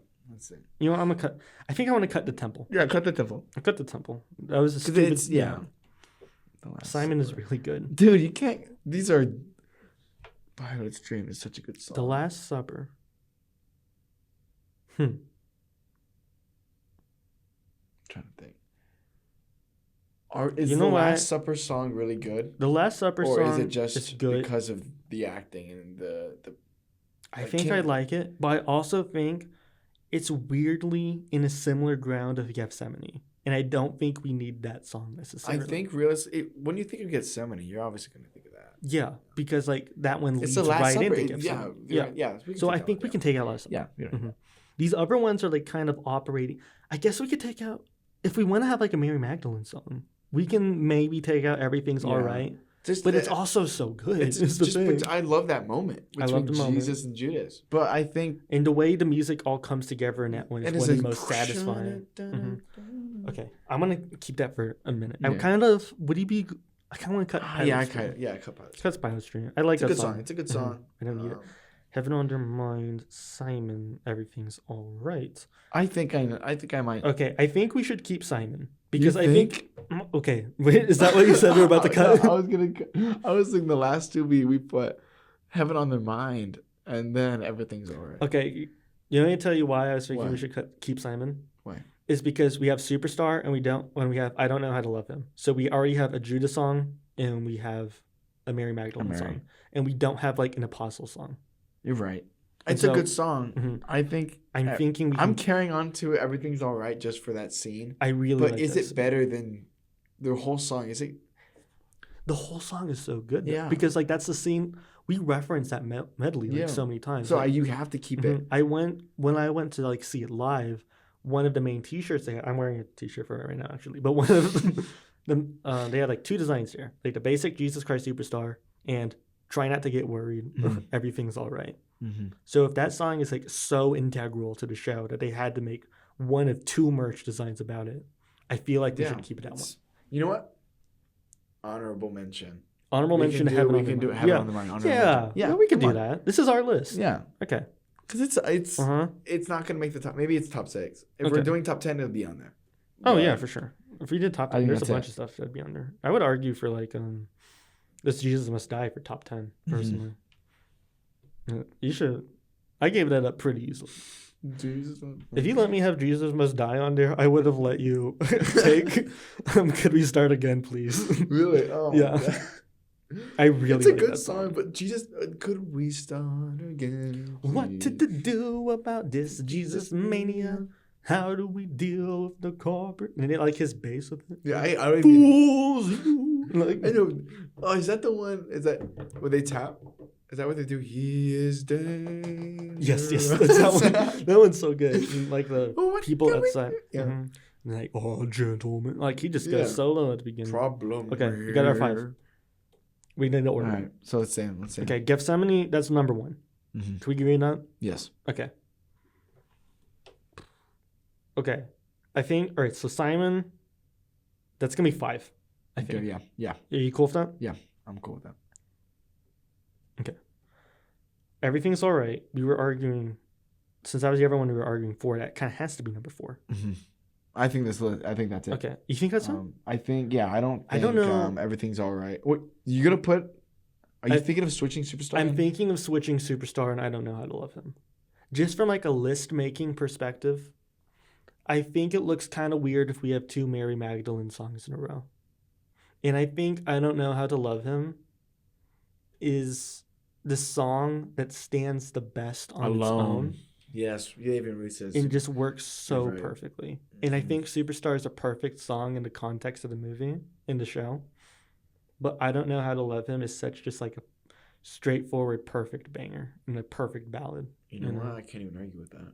You're right, because it's realistically, it stands best alone. Mm-hmm. I love Superstar. Sorry, can you move your hand from you? But yeah, I'd say, yeah, my bad. But I say, yeah, let's switch them. Let's switch them? Yeah. Okay. Okay. So, me and Albert have our collective top 5 songs from Jesus Christ Superstar. So we have number 5, Simon Zealot, sorry. Number 4, Everything's Alright. Number 3, Superstar. Number 2, I Don't Know How to Love Him. And number 1, Gethsemane. Okay, I feel I feel okay. That feels pretty good. That feels right. Mm-hmm. Like, I think we both have like our personal favorites that we might put in like our own personal list, but that feels like, I don't know, that feels like pretty correct. Good. I feel good about that. Yeah. Okay. Yeah. Do you have any final thoughts on Jesus Christ Superstar? You need to go out of your way, no matter, yes, it's about Jesus and the Passion, but if you look past that, it's a great piece of music and well thought out. I think everybody should see it. And it's my favorite, and I'm glad that we got to talk about it and we share the likeness of this musical and movie. Yeah, it was really fun talking about it. I had a great time. Did what you said. Also, I shouted out a couple times. If you've only seen this version of it, I'd highly encourage you to check out John Legend version of it, because I think that one is underrated. Mm-hmm. John Legend isn't the best Jesus, but there's a ton of amazing stuff in there. Underrated. Check that one out too. Rewatch the original one as well. Like, just try and watch all the versions you can. There's like something great in all of them. Yeah. And amazing movie. All right, we're gonna take a quick break, and then we're gonna head back to Tommy. And we're back. We're back at the Luke Bugbee Show. For you, it was like, I don't know, a second. We just took like a pretty substantial break. Now we're gonna talk about Tommy. Mm-hmm. This is gonna be a spoiler discussion, but I will say, even if we tell you literally everything that happens in this movie, you won't be spoiled for it. You will not. You can know everything that happens, and like it still will take you by surprise when stuff happens. Okay. But in case you haven't heard of it, or it's been too long and you don't remember it, this movie stars Oliver Reed and Margaret and Roger Daltrey. It was written and directed by Ken Russell and was based on an album from The Who. It's a 70s rock opera. And one of the oddest movies we've covered on the show so far. But I'm excited to talk about it with my buddy. Albert, what did you think of Tommy? What did I think? After my first watch, I couldn't decide whether I should shake your hand or we should go fight it out outside. So you recommending this movie? I watched it. I have a living room TV, and I put it on there. My family's walking in and out, and they're just like, "What are you watching?" And I'm like, "Oh man, I don't know." So it's just Tommy. It's Tommy. They're like, "What is it about?" And I'm like, "He's deaf, dumb, and blind." And they're like, "Are you serious?" And I'm like, and my dad has seen it. And he was like, "Oh yeah, a long time ago, yeah." And I'm like, sorry, speak more into the mic. Oh yeah. He was like, "Oh, what do you think about it?" And I'm like, he could not remember anything about it, but he told me like, "Oh yeah, I know The Who, I heard the album." He was like, "Oh yeah, it was good," but like, I do not remember the movie. And he was shocked when he saw this. He was like, "What are you watching?" I'm like, "Dude, it's Tommy. You said you've seen this." He was like, "Yeah, I do not remember that." But I saw it twice. Okay, I respect the effort. Yes, just so I can really grasp and talk about it. Yeah, there's a lot going on. I still don't know even if like infinite viewings can make you compatible to talk about this movie, because there's a lot of stuff to talk about. It's very weird. I truly believe there's an overarching. Oh, there is. Yes, there is. There's like stuff to talk about. I went into this movie. I'm more of a fan of the director than I am the music from The Who. Okay. I love Ken Russell's movies. I I think I've talked about it on the show before. I mentioned it, or maybe the episode hasn't come out yet. But there's this movie called The Devils, which is one of my favorite movies ever, honestly, that he made. So I saw this movie more as like a fan of his style than a fan of The Who. And I just want to talk about the fact that my dad is very much not the case. He loves the music of The Who. It's probably his favorite band, honestly.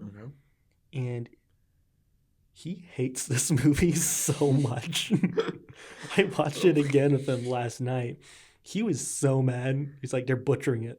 Like the music? He didn't like the way they... He did not like the way they sing it. Okay. And I was like, Dad, they're like in the movie. The Who is like, they gave permission. They're like part of this. And he's like, I don't like the way they sing it. I thought this was, I researched, I read a couple articles on it. I thought this was like the further interpretation of the album. Yeah. Yeah. So I thought that's why I was like, oh, maybe should I listen to the whole album? No, it doesn't. No, but then I'm like, you know what? No, because this is what they wanted, right? But that's crazy. You didn't like it. No, yeah, I was a little surprised, but I think it's just because he's so used to like the original voices and like hearing new people perform it for the first time. There's a lot of cameos in this movie. There's a lot of cameos. It's very surprising. I think I want to do the same thing that we did with Jesus Christ Superstar and kind of go with song for song. Okay. But it's a little bit different here, I'd say, song from song. This is kind of more scene for scene, you know? And this is a very, it's a very odd movie. Yeah, it's a very odd movie. Get it's like it's like you're taking a trip, it's like a fever. It is very much an acid trip, kind of psychedelic sort of thing. The sort of thing I'm really into. I really like this movie a lot. I'm so dumb. When you recommended, or when you told me the movie to watch, and I was like, okay. I was like, oh. I don't know why I didn't think it was going to be a musical. I'm dumb. Yeah. I don't know why I didn't. So I'm like, oh. And they start talking, and then, but it's just the music playing over it. It's like they're not singing it. So it's like, maybe they're not actually going to talk. And they start singing. I'm like, oh my God. I told him I was going to do Jesus Christ Superstar. And then he put me, it was. Not only like another musical, like a rock opera. too. It's like, it's very similar. I think the biggest, it's not even a problem. It's just like the structure of it. It's like different from basically every other movies that these movies like share, is that it is one scene stops, another scene starts. And I kind of respect that. My dad was like mad about it. He said like, why does it just like stop and start like that? And I said, brother, what about the movie we watched last night? Jesus Christ Superstar does the same thing. I'm not gonna make this all about my dad because we had like an hour-long talk fight about it. I respect the hell out of this thing. We can start in the beginning. Okay. You already mentioned it's mostly silent prologue. Yes. Outside of the music, and this is the part. Damn, I just said I wouldn't bring him up, but I'm gonna bring it up one last time. one last time. Mr. Bugbee. He said, "I like this part because they're not singing yet. It's just the music." Dude, it was a cool part. I was like, "Oh, that's gonna be." You're into it. Oh, the sun. When it starts out with the dad. Oh yeah. So yeah, it's like it's 1945, and it's like a honeymoon between this guy, Captain Walker, and his wife Nora. Captain Walker is played by Robert Powell, and Nora Walker, very notably played by Anne Margaret. This is kind of like an unconventional episode, so I'm just going to mention right now that Anne Margaret was nominated for an Oscar for this movie. Okay, that makes sense because she did. She's going out. She's really doing a lot. We'll get to the which one is it? Champagne? Yeah. Yeah, we'll get to that later. But yeah, it's a bit. She also won the Golden Globe. She did. I did not know that. Yeah. Great performance. You can tell pretty much immediately. We get into the prologue stuff. Walker has to leave. And it's really powerful the way it's all cut back and forth as you see him going down. In the plane, and she's giving... No, she's hiding, right? Yeah. You see him burned, but still alive. And Tommy's born, and we all thank God every day for it. That first song. We love Tommy. It was very interesting. It's like it was like there was no chorus. You know, it's like they're just singing. Yeah. That first song. I was like, oh, okay. All the music's pretty unconventional in this. Yeah. Even if you liked The Who, this is pretty unconventional. Yeah. But the person that played the dad, Robert Powell. Yes. He actually played Jesus in another movie. Did he? In Jesus of Nazareth. Oh, I didn't realize that. So that's a know that when I think of Jesus, I also think of him. So when I saw him, I was like, oh, is that Jesus? You think of him you think of Jesus, you think of this guy and a cartoon dog. Yeah, it's like cartoon one. He's not a dog, but there's a... Yeah. Okay, so the Jesus isn't a dog. Yes. Okay.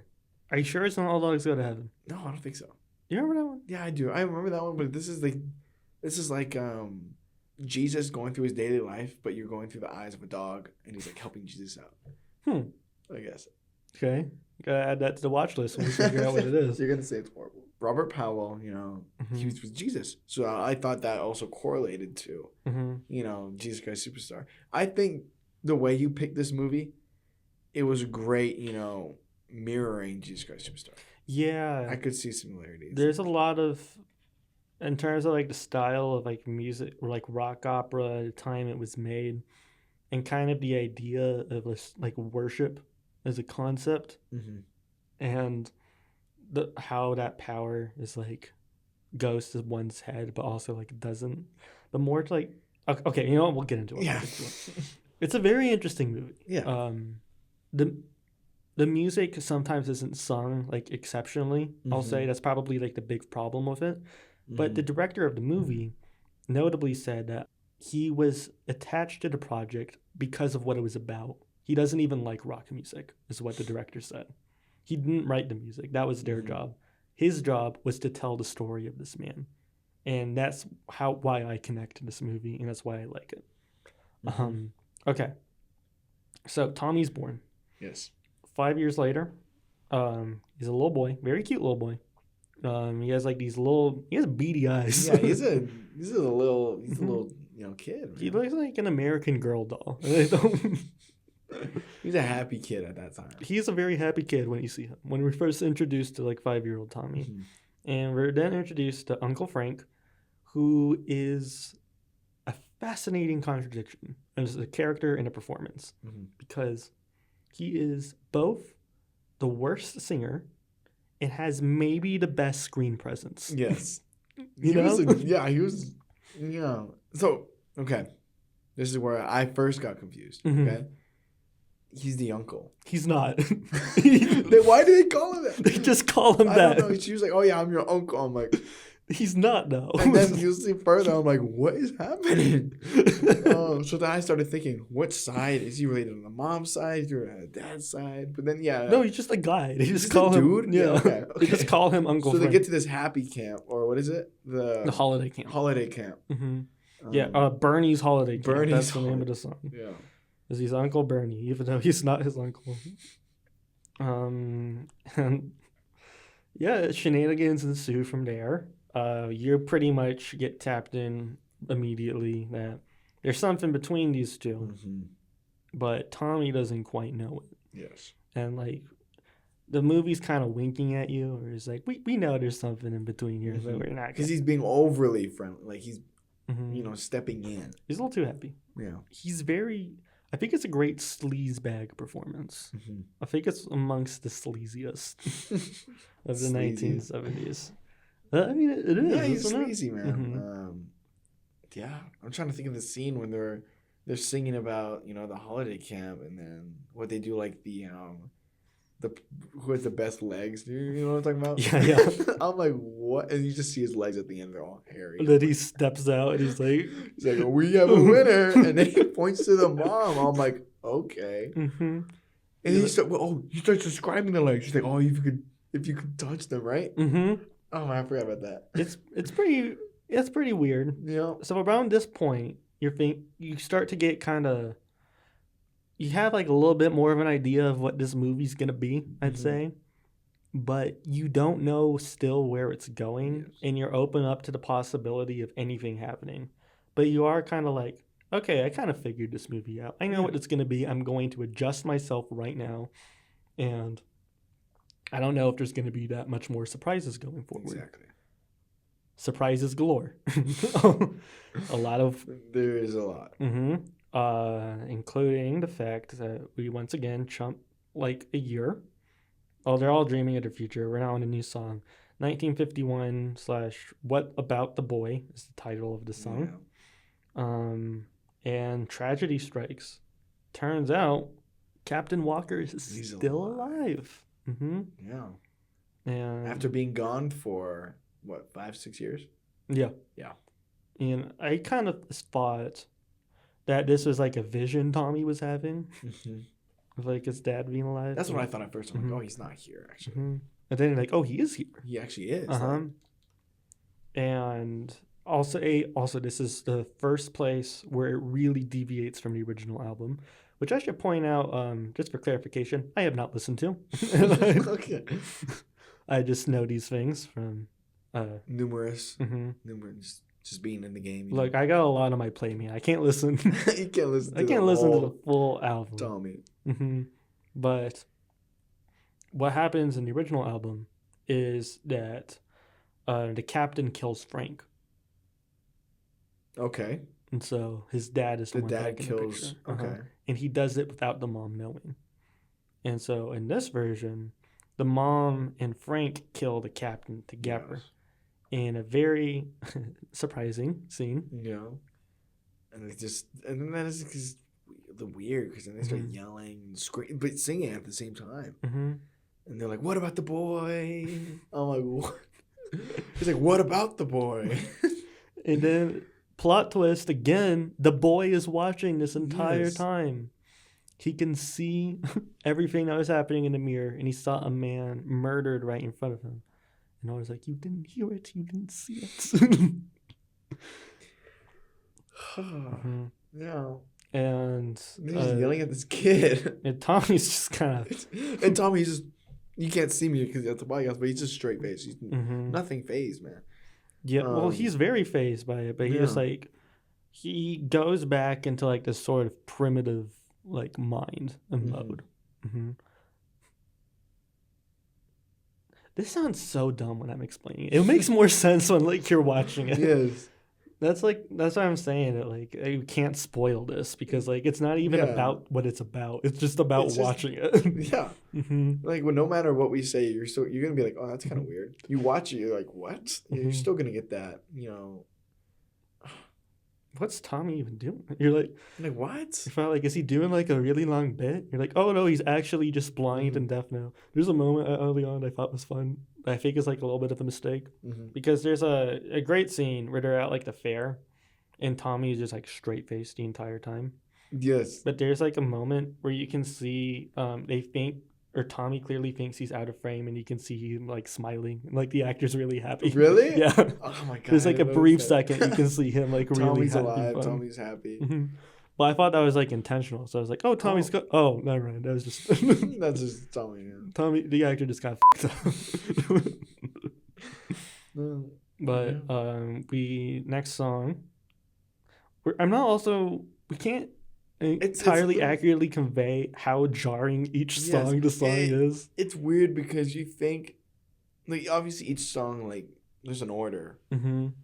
But like, there's so much in between. It's weird. There's stuff in between. But bizarre. There's also no space in between. It just kind of starts and stops. But also, it kind of just is like one long continuous. Because I was about to say, like, how does that make sense that one song doesn't lead into the other? Because it's all music. But you have to watch it. Yeah.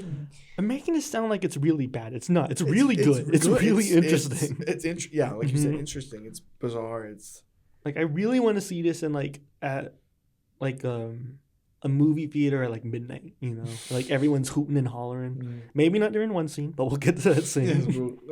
There's like one scene that is very much not fun. But Amazing Journey is the next This song. is like the most tame it's been. Yes. Just know. This is the... Oh, it only gets... There's a part... It like kind of peaks in terms of craziness. Well, no, it doesn't. But there's like a moment earlier on that's like the most disturbing it'll get. I don't know how I can say that from monetization. Okay, we'll get to it. Amazing Journey. So Tommy is fully deaf and blind and dumb. That's what they keep saying. He's a dumb kid. Just know they're like, oh, he's blind, deaf, and dumb. Mm-hmm. Accentuate the dumb. Yeah. And they're saying he doesn't even know how to pray. Oh, yeah. Yeah, that's the whole... Mm-hmm. He doesn't know what Christmas is, and he doesn't know what God is. Yeah, because his mom is like, I guess... But before, they're happy. Mm-hmm. Because, he can't tell anyone what he saw. That we killed his dad. But now they're kind of like... Now the mom's like sad. I just want like my kid back, you know? Yeah. Because earlier you saw him singing at the holiday camp. Mm-hmm. Just for a little briefly.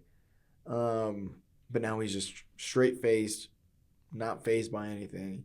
You know, they give him what? They give him a nativity. Mm-hmm. And then he just messes it up because he doesn't know what it is. He doesn't know what's happening. It's dumb. Mm-hmm. That's horrible.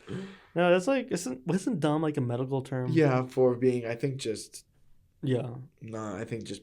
I believe just being not all there, but... Yeah, I think that's kind of what they're more referring to when they call him dumb. Dumb, yeah. Not just like, oh, he's a stupid... Yeah, no, he was unresponsive. Mm-hmm. And it's really sad to see because the kid was like really cute and like you feel really bad for Tommy. Yeah. Just another bit of pain that is inflicted onto his life. And you're thinking, surely that won't be weaponized by anyone in the future. But no. I'm trying to think. We're not painting it for you, really. You know, it probably doesn't sound that weird. You know, they did the shots that they did. One of them that I really liked was Tommy, like the kid on the beach. Mm-hmm. And he has like the black box around him. You know what I'm talking about? And it zooms out. It's like kind of like what he would, I guess, feels. Mm-hmm. Like, because he can't hear, see, or, speak. I thought that was cool. Yeah, it puts you into the mind of Tommy, but you're also in your own mind of like, what's happening? You feel bad. There's a lot of sympathy going around for him. And you feel a little sympathy for the mom, but not really any for She's Uncle like Frank. a horror. Yeah, she's not a very good person. She's not a very good person. So then not a very good mom. Like, you feel for her, and then she does something, and you're like, okay, she's not good. Yeah, it's all about people taking advantage of this one guy. This one kid. It's really He's a kid still. It's really mean. It's mean. And I thought, go wait, what's the next song? Are we on the Tommy Can You Hear Me part? Yeah, Christmas. Yeah. They're yelling at the kid, and they do like a weird beat switch, It's like, Tommy, can you hear me? And they're like bombard. Everybody at the party's just yelling at him. Mm-hmm. And he's just sitting there in the little buggy car. Because what is he supposed to do? He's just like a kid. Tommy, can you hear me? And it just feels like so overwhelming in that moment. Like the music is just like completely taking over. The fact that their voices aren't like perfect necessarily really feels like it's your fault as the viewer somehow that Tommy is like in this much distress. The instruments like he's saying like, see me, feel me, touch me, heal me. Like that part when I first saw it, when you hear this high pitched voice sing that, I was like, who is that? I'm like, who's singing this? But then you hear that reoccurs, and I'm like, oh my god, that's freaking Tommy, man. Tommy, man. There's more to this movie than he needs help. See me. Feel me, touch me, heal me. It's really good. Just imagine a high pitched kid like. Yeah. Exactly. Oh my gosh. It's incredibly distressing, this sequence. There's more distressing scenes to follow, but this is like kind of in the point where you're like still having like some fun with it, Yeah, you're like, okay. You're like, I can get into this. Tommy, can you have it? Okay. Next. Eyesight to the blind. Tommy grows up. Yes. And you see him. This is like his normal face. All of a sudden, he's an adult now. Mm-hmm. Gotta get used to it. Yes. He's being played by Roger Daltrey of The Who. Yes. And I think he does a pretty good job. I think, he did great. I think he's good in it. I think he's a handsome lad. No, he was with his curly hair. I'm like, oh my god, that's Tommy? Yeah, I was like, I feel like someone could like look and dress like that now, and people would still like be like, "All right, that's fine." Like I could see him on TikTok. Like this song is one of my favorites. Yeah, this song is interesting because this is the first musical cameo. Eric Clapton. Eric Clapton's in it. Yeah. I wish she was in it more. Really? You know, I love his song "Wonderful Tonight." It's like, dun, dun, dun. Eric Clapton is. I think he's a lot of fun. Yes, and that was so bizarre. Oh a my certain gosh. person whose name I won't mention really hates him in this. But Yeah, certain person. Yeah, a certain person. But I thought this was like a really fun scene, and the weird Marilyn Monroe. Oh yes. It's like I don't even know what it's like trying to say fully. I think it's like.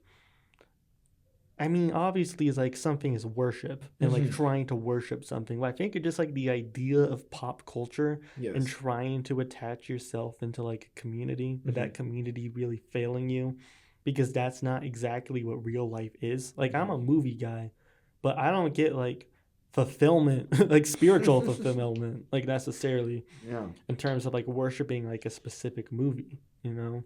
That's not what's going to heal you from your problems. Yeah. Yeah, I saw this, context. Huge Marilyn Monroe statue that they're pushing. And in front, there's a whole procession. So I believe that was supposed to be a Catholic church because they do incense. They even have a monstrance within the center. It's Marilyn Monroe's face, and they're like delivering the people. Like, I saw it as, the mom like brought him there to get healed. I did my quotations, but. And there's other like ill people there. Many disabled. Yeah, disabled people. But I don't think how I saw it. I saw how I had to be something with the media. But I saw it as like, how can you really force something on someone who doesn't know? You know? Oh yeah, that's part of it. Like, that's probably that. I thought it was so weird at first. I was like, what did Luke get me to watch? What am I watching? Well, you see, all of the people are wearing like masks of Marilyn Monroe, except for Eric Clapton. Yeah. He needs to be seen, but everyone else is just wearing like a Marilyn Monroe like mask. It's a really weird like texture. It's like rubbery. It doesn't even really look like her. No, it doesn't. It's like stretched out. I don't. Have you ever seen this movie Brazil? If anyone has seen a movie Brazil, it looks a lot like the mother character. Oh, come on. That's weird. Hold on.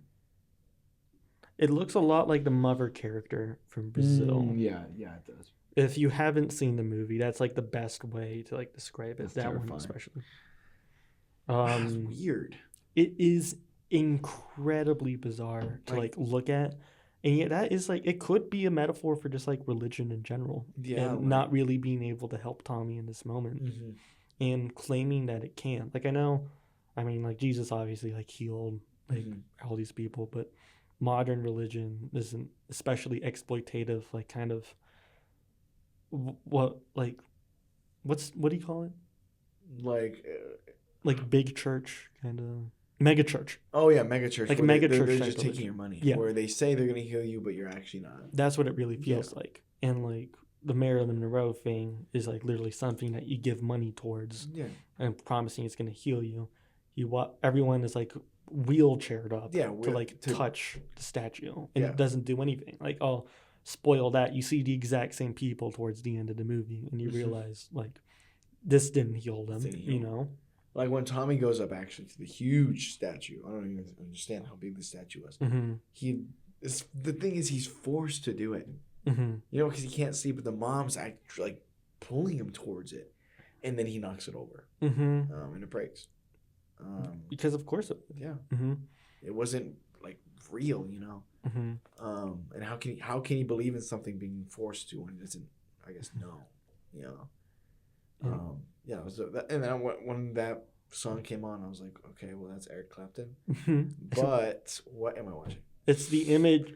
It's how big that statue is. It like really gets to you, and it's like the way it shatters, the way it's filmed. It's just I feel like this is a really well filmed movie. I'll admit, this is a pretty good song. It's good. The bass, man, it was killer. If you're into it, I would recommend going back to like the original Who versions of it too. Yeah. Oh yeah, I'm gonna have to. Okay.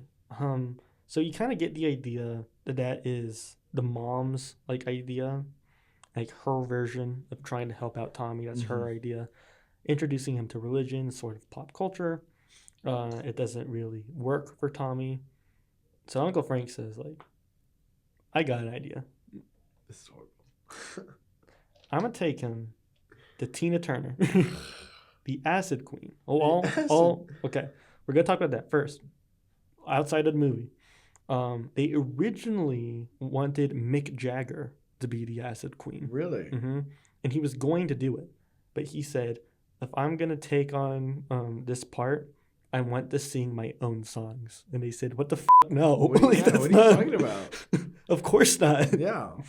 Like, no, Mick Jagger, you're not gonna sing your own song. Like, just imagine an adaptation of. Yeah, it's an adaptation of Tommy, but they just randomly sing "Gimme Shelter" in the middle of it.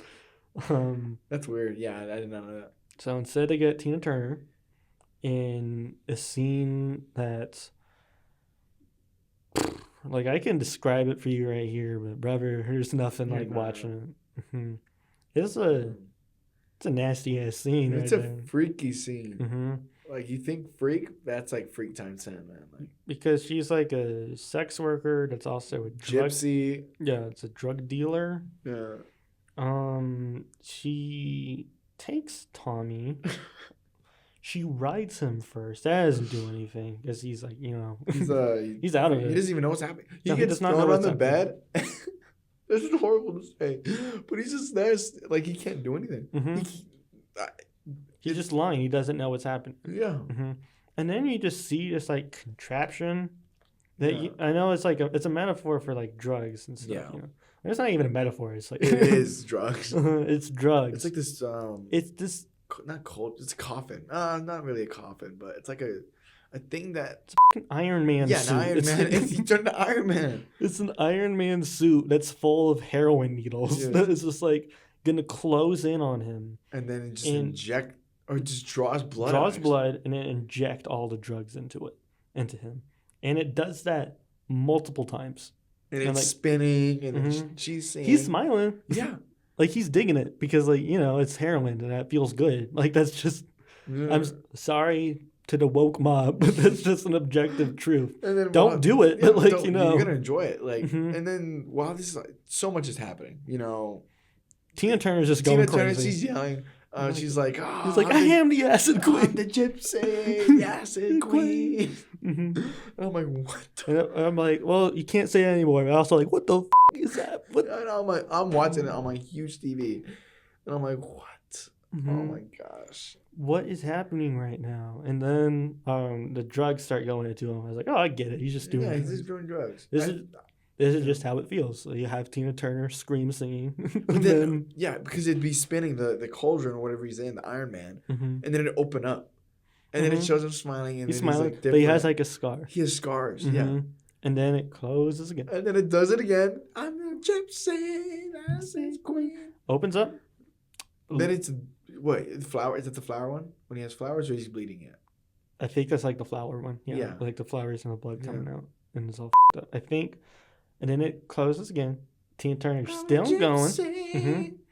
Opens up one more time. And I think this is the last one. If there's any others. But he's a skeleton and there's snakes coming out of him. Yes. And it zooms down and goes through everything. Like his whole body to his feet. And so you're like, oh, is Tommy dead? But and then Tommy just fucking died. And then, I thought he closes and then it turns into his dad. Yeah. Yeah. It turns into his dad. It's really weird. Yeah. And then first thing I'm like, okay, wait, is he his dad now? Mm-hmm. It's like, is it assuming his dad for the rest of the movie? Yeah. And then the next scene happens. You're like, oh, everything's back to normal. Yeah. It's like, that didn't work. The uncle, the dude, he comes in. Okay, wait, no. Cousin. No. Okay. Cousin first. Oh, you go. Mm-hmm. So first you have the cousin. We'll get to the uncle. Oh, my God. Cousin Kevin. Paul Nicholas is the actor who portrays him. Cousin Kevin is a bad hang. I'll just say that right now. The thing Cousin Kevin is into, he's like, we're on our own, cousin. I'm the school bully. Yeah, he's talking how he's like a bully. No, he cheats on exams, tests. Yeah, and it's like, he's really like kind of like dumb things. You're like, oh, like I'm a bully. And I cheat on tests. But while he's doing it, he's just like full on torturing Tommy. Yes. And he's just like, he's really messing with him. He's like drowning him. Yeah, they put him in the bathtub. They like tie his hands behind his back, and he's just drowning in the bathtub. I shouldn't say that.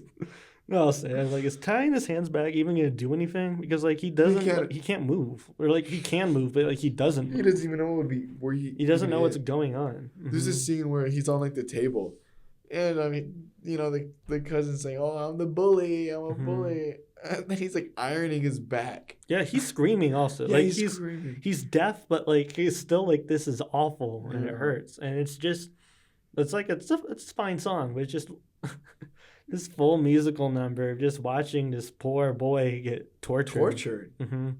And yeah, the parents are like, should we leave him alone with cousin Kevin? Should we? Oh, I'm trying to think. How did it go? When they the little how does it? Like, should we leave him with your cousin? It's like, do you think it's all right? Oh, do you think it's all right? It's like, yes, it's all right. Yeah, and it was not all right, and so, that just like kind of screws him up. You're like, well, okay, at least Tommy's out of it, and then they're like, we gotta go away again. Do you think it's all right to leave him with his uncle? And then my mom walked out of the room because she said, I know what scene's happening, and I'm not watching this. This is the worst. So this guy is bad. I'll just say that. Man. Uncle Ernie is his name. Played by Keith Moon. Yeah. The drummer of The Who. Mm-hmm. Did I know that? But yeah, he's good in it. It's a rough scene. It is a very rough scene. I don't know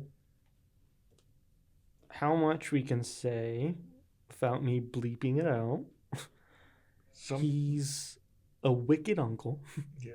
That's what he keeps calling himself. He talks about evil. Yeah, he's saying how he's And like you technically, I think, okay. I don't really want to dance around it, but at the same time, I think everyone in the audience kind of has like an idea of what an evil uncle type character in this sort of story would do.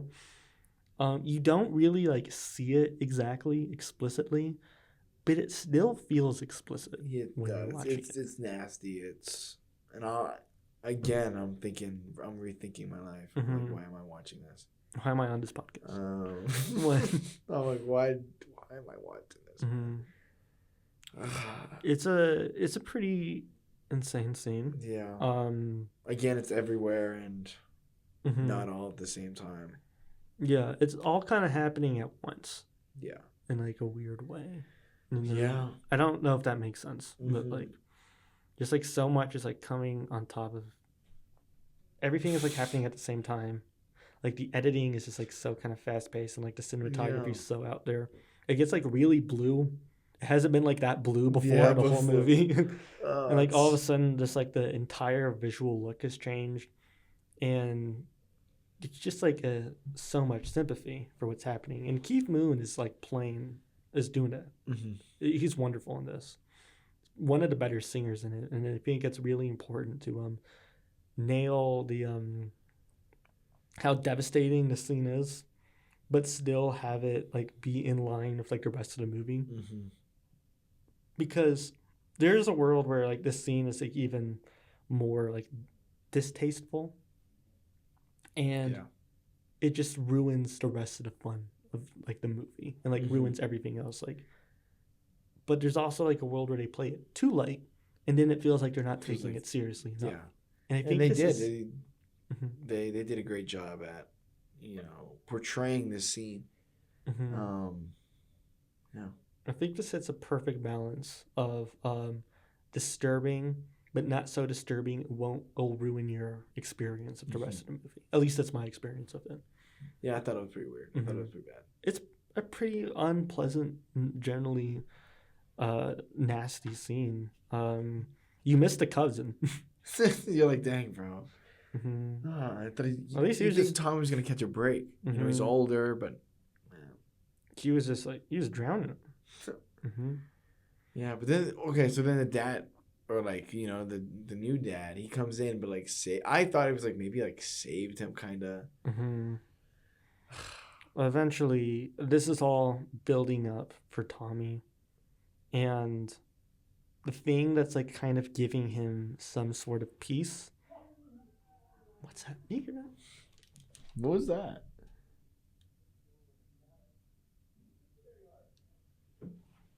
Okay, sorry if like you heard some like weird noises.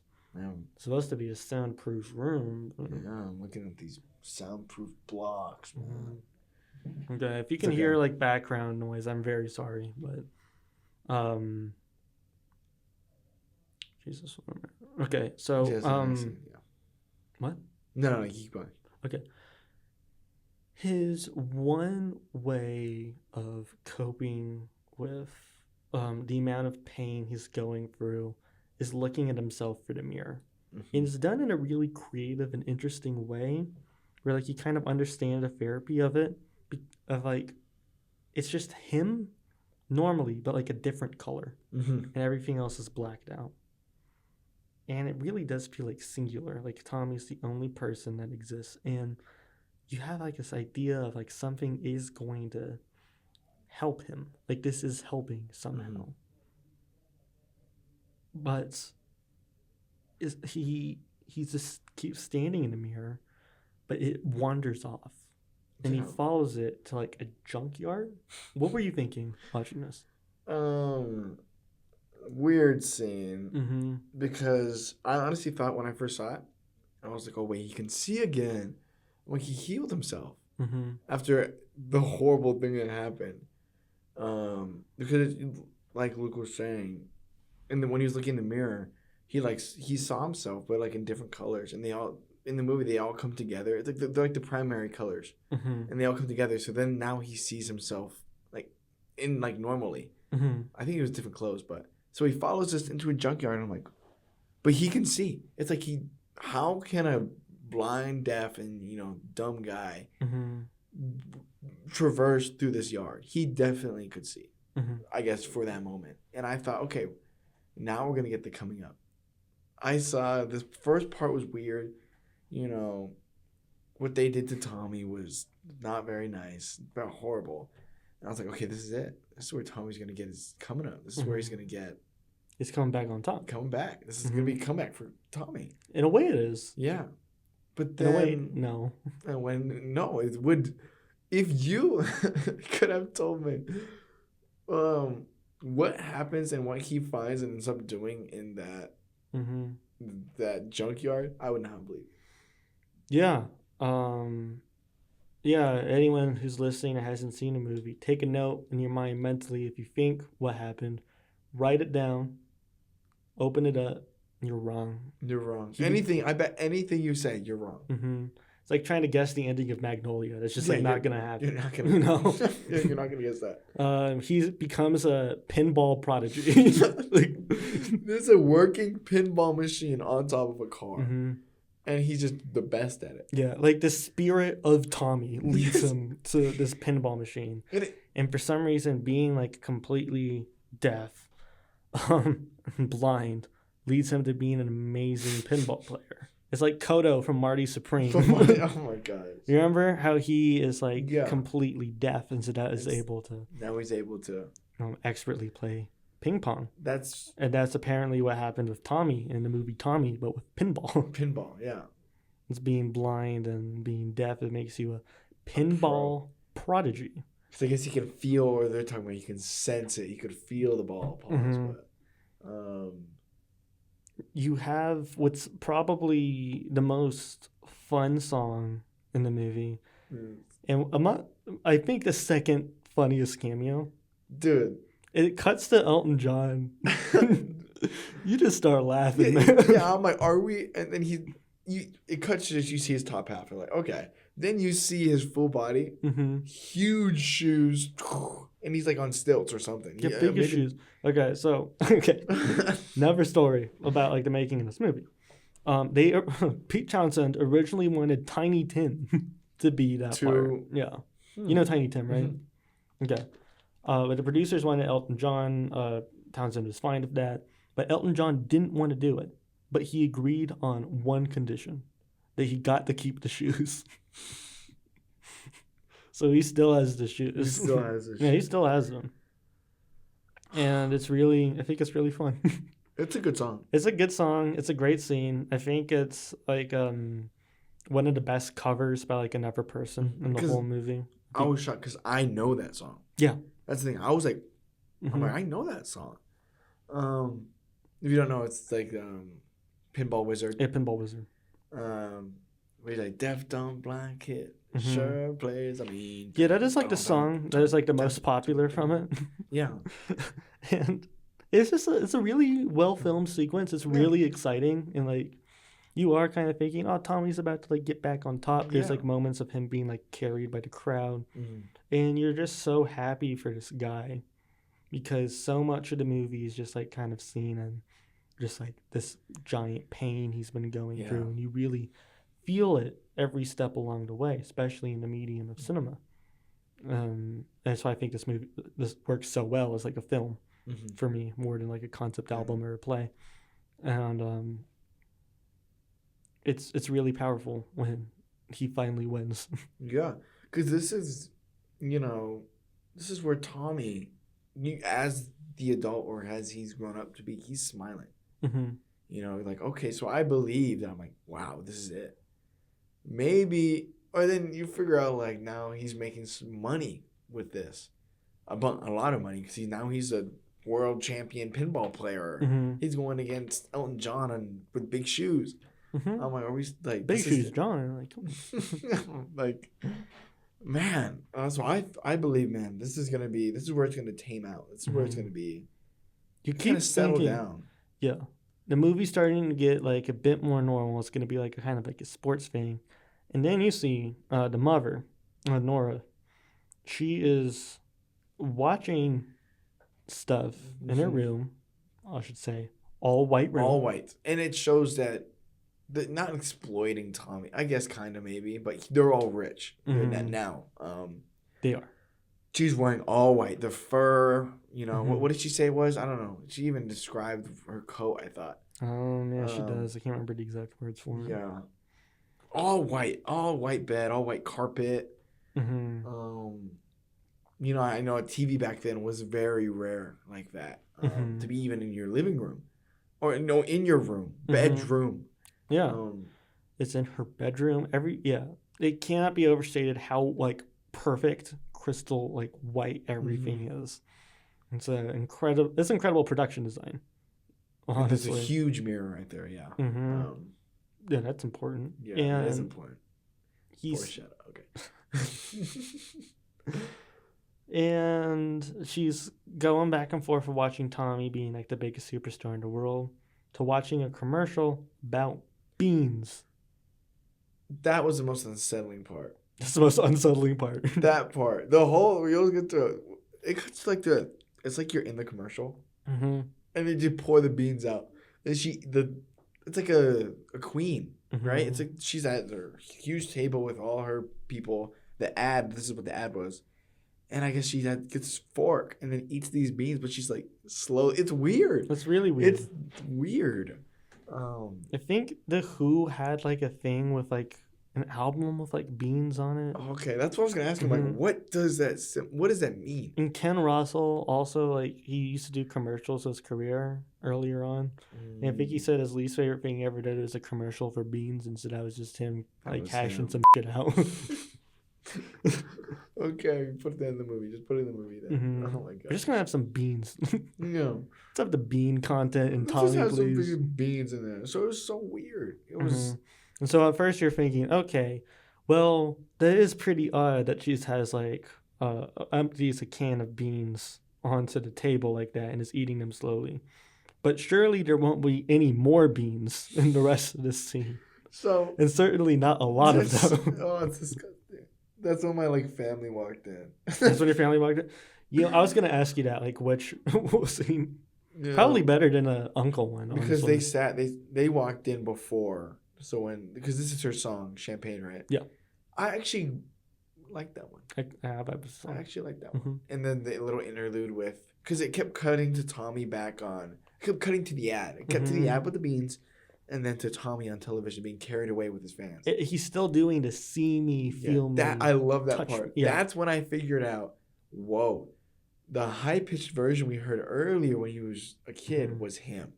Because he's like, see me, feel me, touch me, heal me. And then the mom, she switches the channel and she's crying. And then it switches back, and then Tommy does it again. And it's him looking off into the distance, like smiling, because he doesn't even know what he's doing. He's just being picked up by his fans.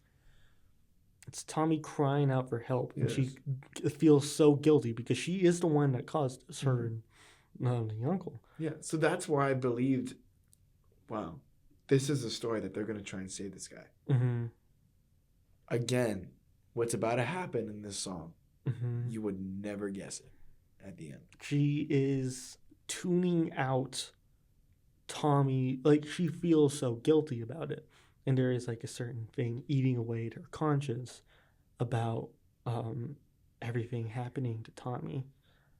But she's trying to tune it out with other, like, ways, just back to this commercial, until that commercial becomes everything in her life.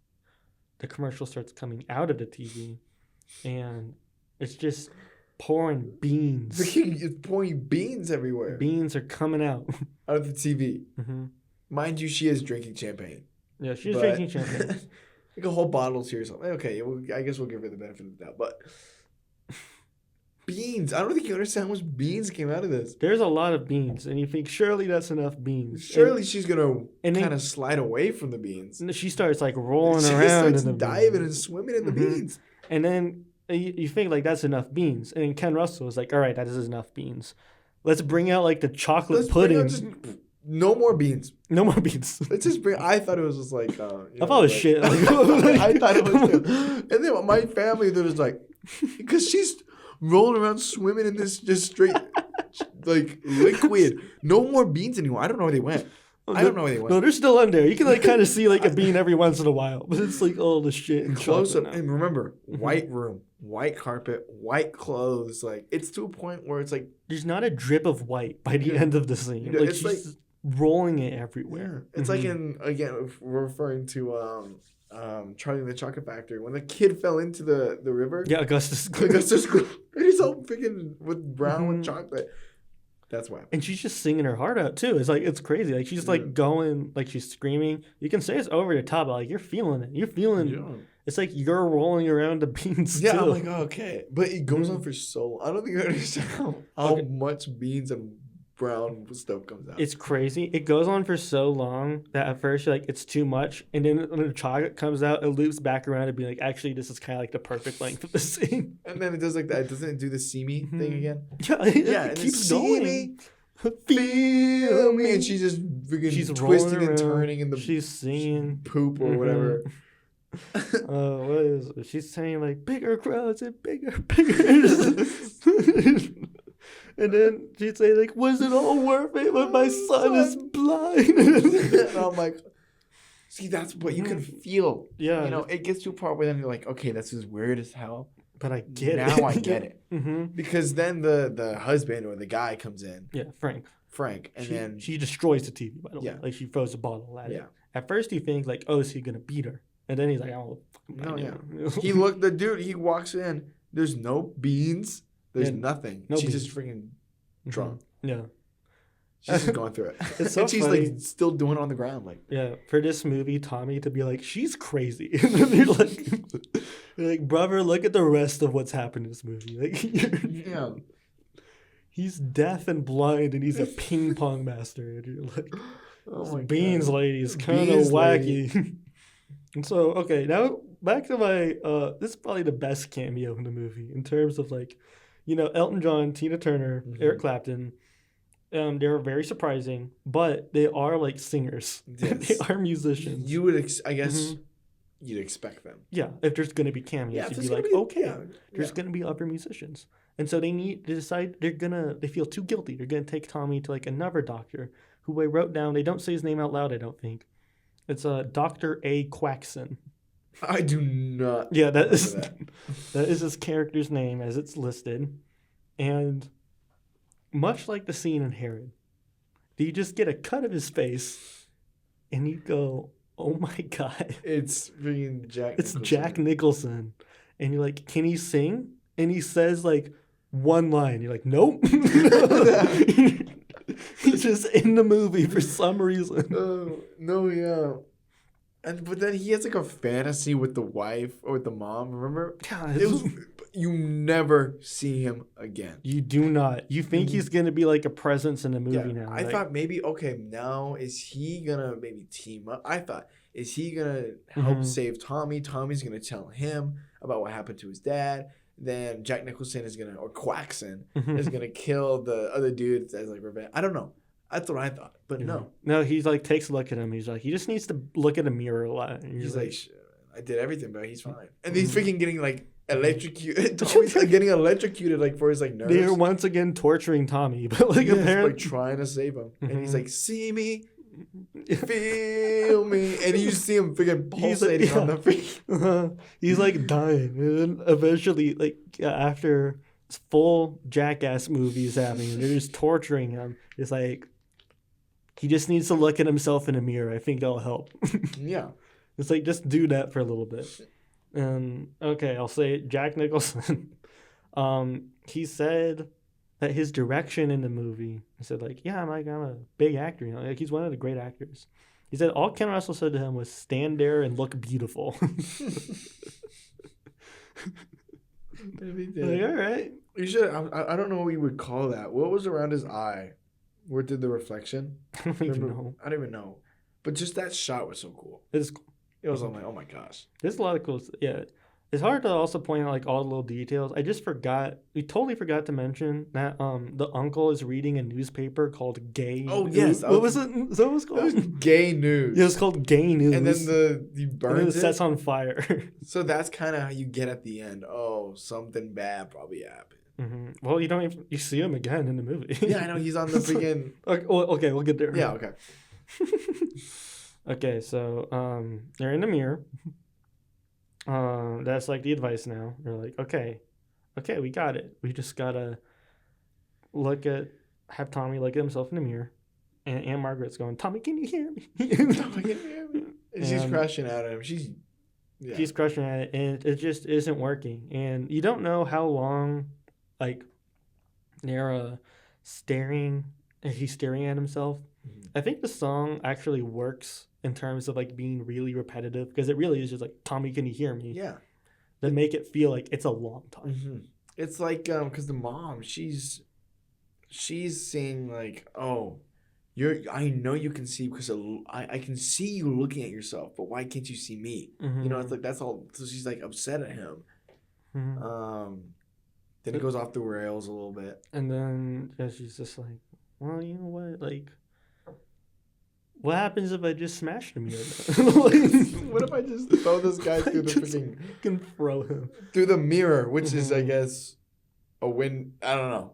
Thin walls or something. Because then he falls, falling out, and then he lands in, the pool that they possibly have. Something happens with the son. And you're like, oh, Tommy's good again. Yeah. And then this is the funniest part of the movie. Because then once he's... collects himself. He's an Olympic swimmer. Mm-hmm. And he's like, I'm free. And he's doing, these paddles. And he's doing incredible at it. So how much was your family there for that part? No, they left. All they saw was the beans. They saw the beans when they left. I'm like, oh my gosh. You should show them like the whole thing. Like it's really good. I'm trying to rewatch it with them because it's not as bad as it if you watch the bean scene by yourself. Yeah, like, once you get past the... I was gonna say the acid queen, gypsy. That's not even that bad of a part. No, it's not that. I mean, it's kind of nasty. Well, the uncle stuff is pretty bad. Yeah, but this part, no, he's free. It's a pretty nasty movie. But this is also by far this director's most commercial movie. I'll say this is like the only one I feel like most people would be able to watch. That's great. This is like the one where I'm like, yeah, this makes sense. This is all right. Like the Devil's is like that's it's like. I'll get in. I can't even say what they get up to on the podcast. We don't want to know. I'll be arrested. We do not want to know.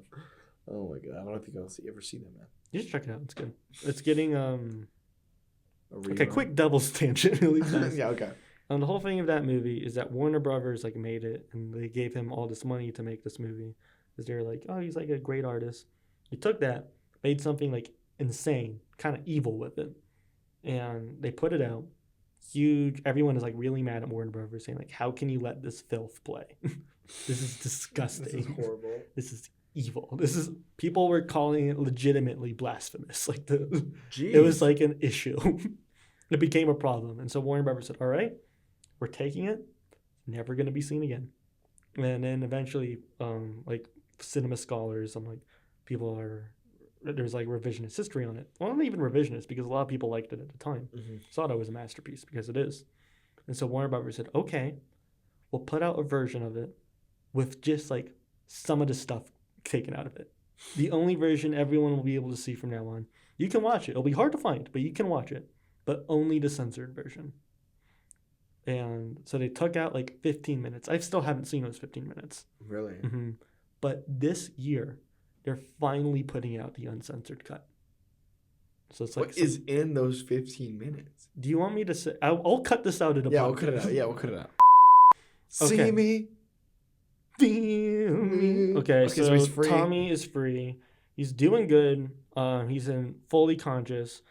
And now he's with his mom, and he's like, all these experiences, the amount of pain that I've had have taught me to be who I am right now, and I am in a state of bliss right now. I want to help the world, and I truly believe that I can change the world.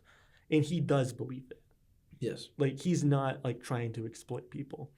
I think his parents are. Yes. Like, everyone around Tommy, like, close to him, knows that he's, like, still kind of delusional and still basically a kid. I think they exploit that he's new to this, and he's still new. Like he, in the scene when he's with his mom, he like takes her jewelry. Thought was weird. He even took her nails. The nail stuff is nasty. Like no, I thought it as like, oh, rid yourself from all these worldly like attachments. Then he starts ripping off her like plastic nails. I'm like, I was like, you don't need to do that. Okay. I was gonna ask you. Yeah. So in the movie, okay, because then she gets baptized. He baptizes her. Yeah. But before that, what was I couldn't figure out what it was. with all the jewelry, and it looked like it spelled something in the water. Do you know what that means? I know what you're talking about. I couldn't make it out. I tried. I thought it said blessed, but then I'm like, no. I really couldn't make out what it said. Yeah. And sound off in the comments if you couldn't read the jewelry system. Plug it. If anyone's watching at this point, we're really far into it. Oh my gosh. We're way over. Oh my God. I'm sorry. Okay. It's a good. So he baptizes her. That's also important to mention. I think the other thing, remember, Tommy doesn't know what praying is, doesn't know what God is, wouldn't know what a baptism is. I felt that he was taking from his experience of his cousin and being drowned. And he's like doing that because he thought that's what helped him reach the state where he's in right now. That's my interpretation. I have literally seen no one else talk about that. That's great. I'm not. But that's like what I thought when I watched it. How I thought of it is that he's getting this overarching like Holy Spirit, because I was like still thinking that you correlated it with the Jesus Christ Superstar for a reason. So I'm like, okay, there has to be. So obviously it's because remember the dad on the plane? Yeah, I saw that and I'm like, okay, what am I watching? When that happened, I was like, oh, I need to see who's home. I need to chill. Because I started saying, okay, now he doesn't know what praying is. He doesn't know anything. But I saw it was like, he does. He starts. He gets it. He gets it somehow. Somehow he understands it now. I don't know how. I guess he just did, but they also immediately start exploiting that. Yes. He starts going on like tour. Like is there even like a mega church? Yeah. In a way. Like the O Father. Yeah, you're literally O Father. He's not just Tommy. He's not super Tommy. He's the coming of the Lord. They were glazing him. They had posters. They had so many people. And everyone's into it. Like they have to have like a guards fighting off. At one point, the dad just like beats this little girl. Okay, let's just see what we can talk about.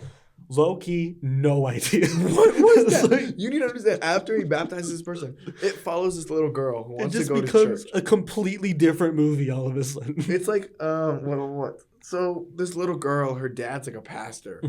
And she's like, oh, like you said you were going to go to church or go to this thing. And he's like, nah. So she runs away in her room, goes into her room. I'm telling you, Tommy's posters. And he's a pretty good looking guy. There isn't a single square inch of that room that doesn't have a picture of Tommy. And it's all the exact same picture. Yeah, so then she decides to dress up and then leave to actually go, like, sneak out to go see Tommy. And there's a whole bunch of people there, so... Like, everyone is there. Like, think of a Travis Scott concert. Like, it's I literally thought of Travis Scott. So she muscles her way through the crowd just to touch him, you know? And then the dad stomps. Yeah, okay, so there's like a bunch of police, like security guards, and they're like backing off fans, but she's like so little. She just goes through to like their legs. Yeah. Like they don't notice it because they're just like, whatever. Yeah, they're like, I don't pay enough for it. But like Tommy's like still going on about God or whatever. Yeah. He's still preaching or doing this the dad sees it. Or I guess not the dad. Because he has like they're on a stage. Mm-hmm. He has like a tribunal around him. They're not even doing anything. They're just like kind of sitting him and like watching him. Yeah, they're like guards. Oh, it looked like they look mad. Yeah, I don't know what they're doing. And they're all in green. I don't know if maybe that was like general or I don't know. I don't know. It's just like for uniform, I guess. So like the little girl gets through and she's like, Tommy, like I love you. Like you've changed my life. The dad sees this, gets so mad. He walks up and like he doesn't just like say you need to get back or like call a guard or something. He just like stomps her out. So she's bleeding. She's bleeding so bad. But guess what? The show must go on. Yeah, the show. They even bring police to like go stretch like. No, they just crowd surf her, don't they? No, okay, it's a crazy ass thing. We're like, okay, so they start taking her, and Tommy at that moment decides, I'm gonna crowd surf right now because I need this to be about me again. And so he jumps, and in the cut, you don't even see Tommy crowd surfing. You just see them like taking the little girl out of the room because like the father disfigured her. Yeah, like whole scar on her face. But then what? Now she marries a rock star. She marries a Frankenstein. Yeah, Frankenstein rock star. And it's also like age. Yeah, like they're both like little kids, but she is wearing the exact same, like, what rings and jewelry down to the nail. Everything is the same as the mom, and so it's kind of like this idea of, like they're worshiping her. Tommy to the point where they're just like trying to become him, and that's like kind of the first like signal that even though Tommy's like preaching like what he believes to be the good word and trying to help people, that's not enough. At a certain point they need to actually be Tommy. Yes, and they love you. You understand, these people love him. Because of the pinball. Like there's a newspaper headline that just says Tommy speaks, and they don't even like they don't know last name needed. They're like Tommy. They know who it is. Like I don't even know. He's like Zendaya. Like, you don't need to know. It's crazy how big he is at this point. To the point where now we haven't even said like a song name in forever or whatever. We're at a point. So the songs are kind of like... It's just like kind of guiding you along. Yeah, they're not really... it's not like about the songs. Yeah, like I have a list of good songs that I like, but these ones are... I think you're more confused by what you're watching. Yeah, you're more like into it. That's why like I'm sure... I understand if like you're a fan of the album first, why you're like, this isn't accurate to this isn't my Tommy. Yeah, this is not. Because it is like, it does kind of like neglect the songs. Yeah. It's more about like just the experience of watching it. But okay, so we're at a part where Tommy is so big that he's like, I just want everyone to live here. And so they open up their house, and now everyone's living with them. That they're all wearing the same thing. They're all wearing They're having dinner together. And then too many people want to come in. Like they're all crowded around the window. They just want to be with Tommy. And so they say, we need an extension to the house. Extension goes on to another house. All over the world are Tommy camps. Yes. Kind of like in the beginning, the holiday camp. Exactly. Bernie's, right? Yeah. So that's where you see that the Uncle Frank is exploiting everything. And like he's kind of the mastermind at this point behind everything. He's controlling Tommy. He isn't controlling what he says, really. But he's kind of like guiding. He's, I don't know. It's weird. And so Tommy is like preaching, But at the same time, like Tommy, like everyone's listening to him. He's a boy. He's been conscious for like what? Yeah. A month. A month. He's still, yeah. Mm-hmm. And he's so giddy that everyone is listening to him and everyone is so happy. And he really thinks that he can change the world for peace. But then you start to realize he isn't the best leader. No. You know? And the people start to realize that too. Mm-hmm. Did we pass the biker gang? Or did we? I think we can talk about the biker gang. Well, realistically, I just wanted to talk about Tommy gliding in on him.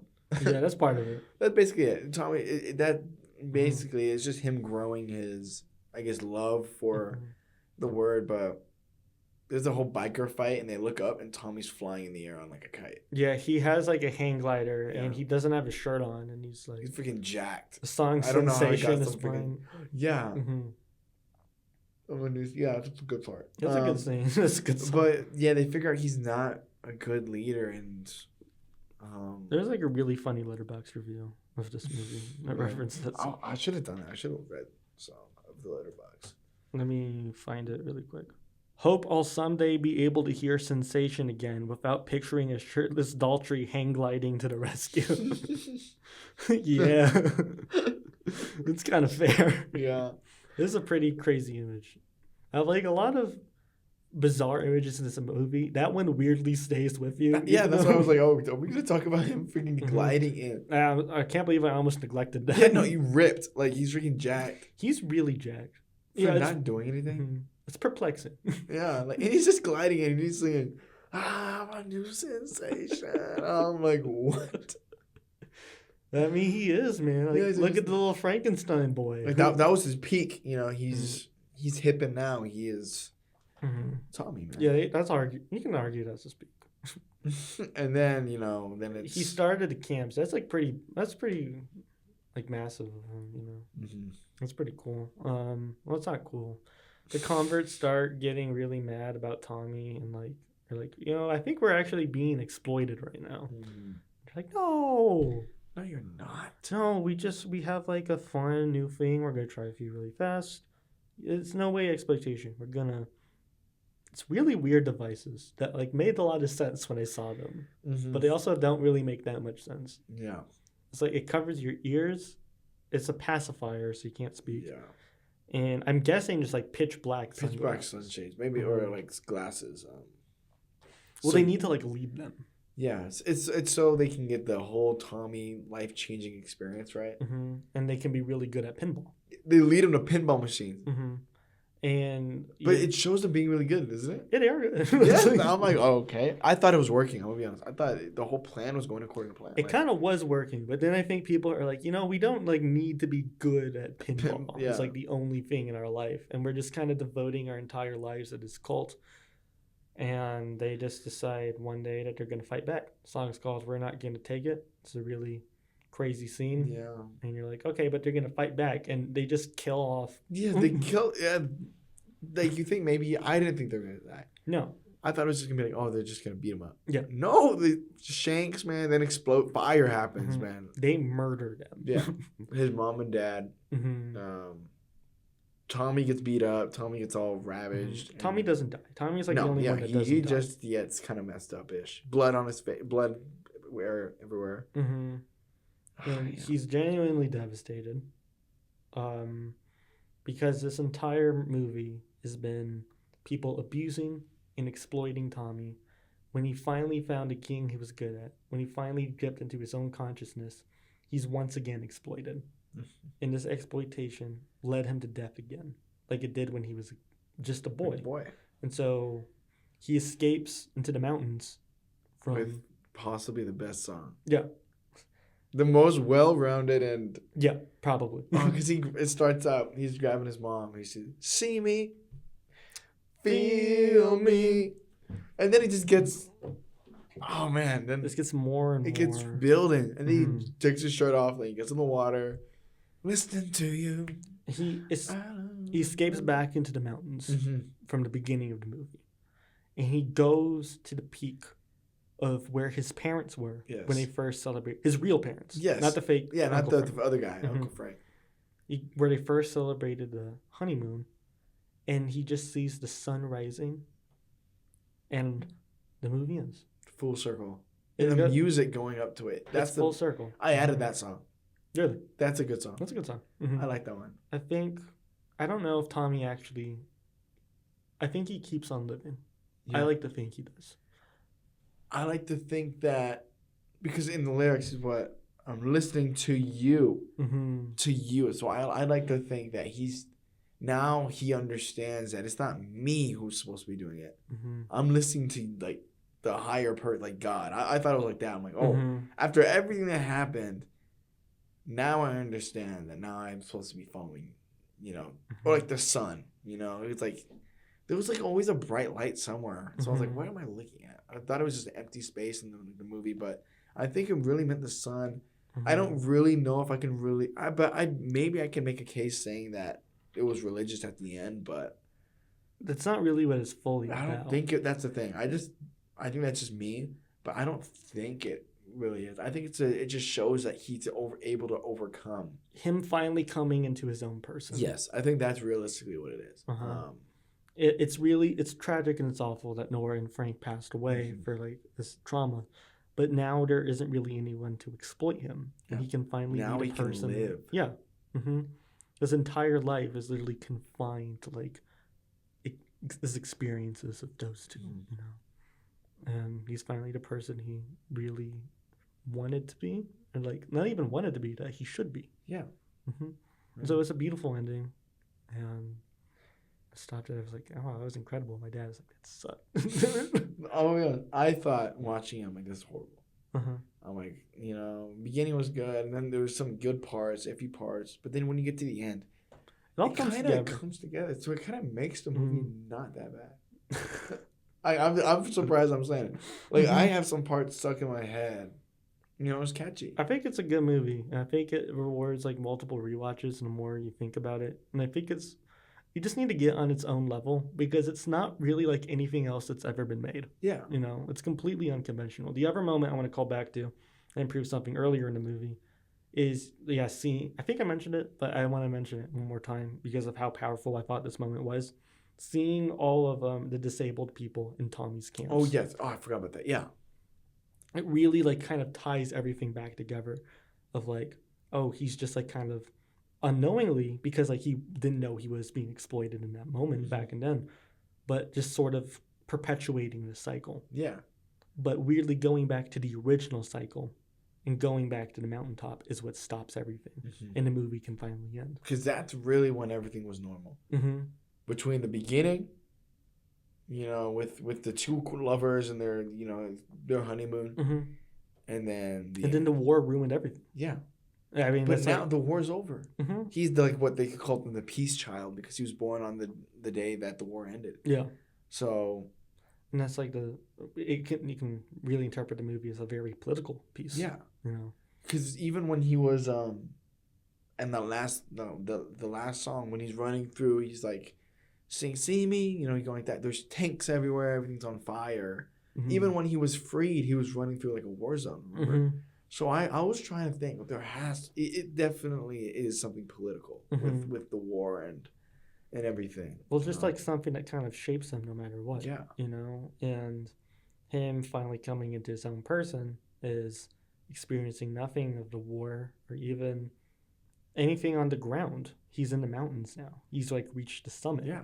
And all that's with them is like the sky and the sun. And it's kind of beautiful, And it's about leaving those worldly beings behind and ascending to like a higher plane. Maybe, I don't know. It's like, I don't know. I think it's really sweet. I like the ending. I think it's very nice for Tommy is like a guy, but also, how do I sound? I'm trying to word out my thoughts. It's just a very sentimental ending. And I totally agree with that. Yeah, sweet towards people, maybe with mental disabilities, That you can still go that extra mile. You can still, like, reach for form. And I definitely love the ending. Yeah, it's not like perfect. It doesn't have like a perfect life. I can understand how your dad didn't like the music. Yeah, I can understand that.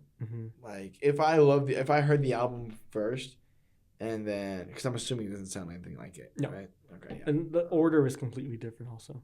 Yeah. Okay. That's kind of crazy. Yeah. If I was your dad, I'd probably be upset. But he called it the disappointment of his life when he saw it in theaters.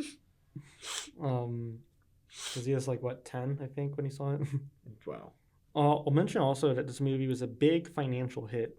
It made $34.3 million in 1975, which is about $200 million today. So that's about like how much like Five Nights at Freddy's 2 made. Is what the closest comparison I saw. Wow. So it was a pretty big hit. It did pretty good. Pretty massive hit, honestly. I thought that was it's kind of cool that something like this can be as big a financial hit as it was, because I can't imagine anything like this making this sort of money today. Because with the Pinball Wizard, I've only heard the Elton John version. I'll be honest. Really? Yeah, I haven't. I didn't know who the Who was until this. Yeah, they have some. They're not one of my favorite bands necessarily, but I like their music quite a bit. You probably know Bob O'Reilly, and Won't Get Fooled Again. I'm gonna have to listen. I'm gonna have to see. I probably know more. I just yeah. Because my dad was like, "Oh yeah, the Who." Oh, it's based on oh my God. They're one of the great bands, or the most famous bands from the 1970s at the very least.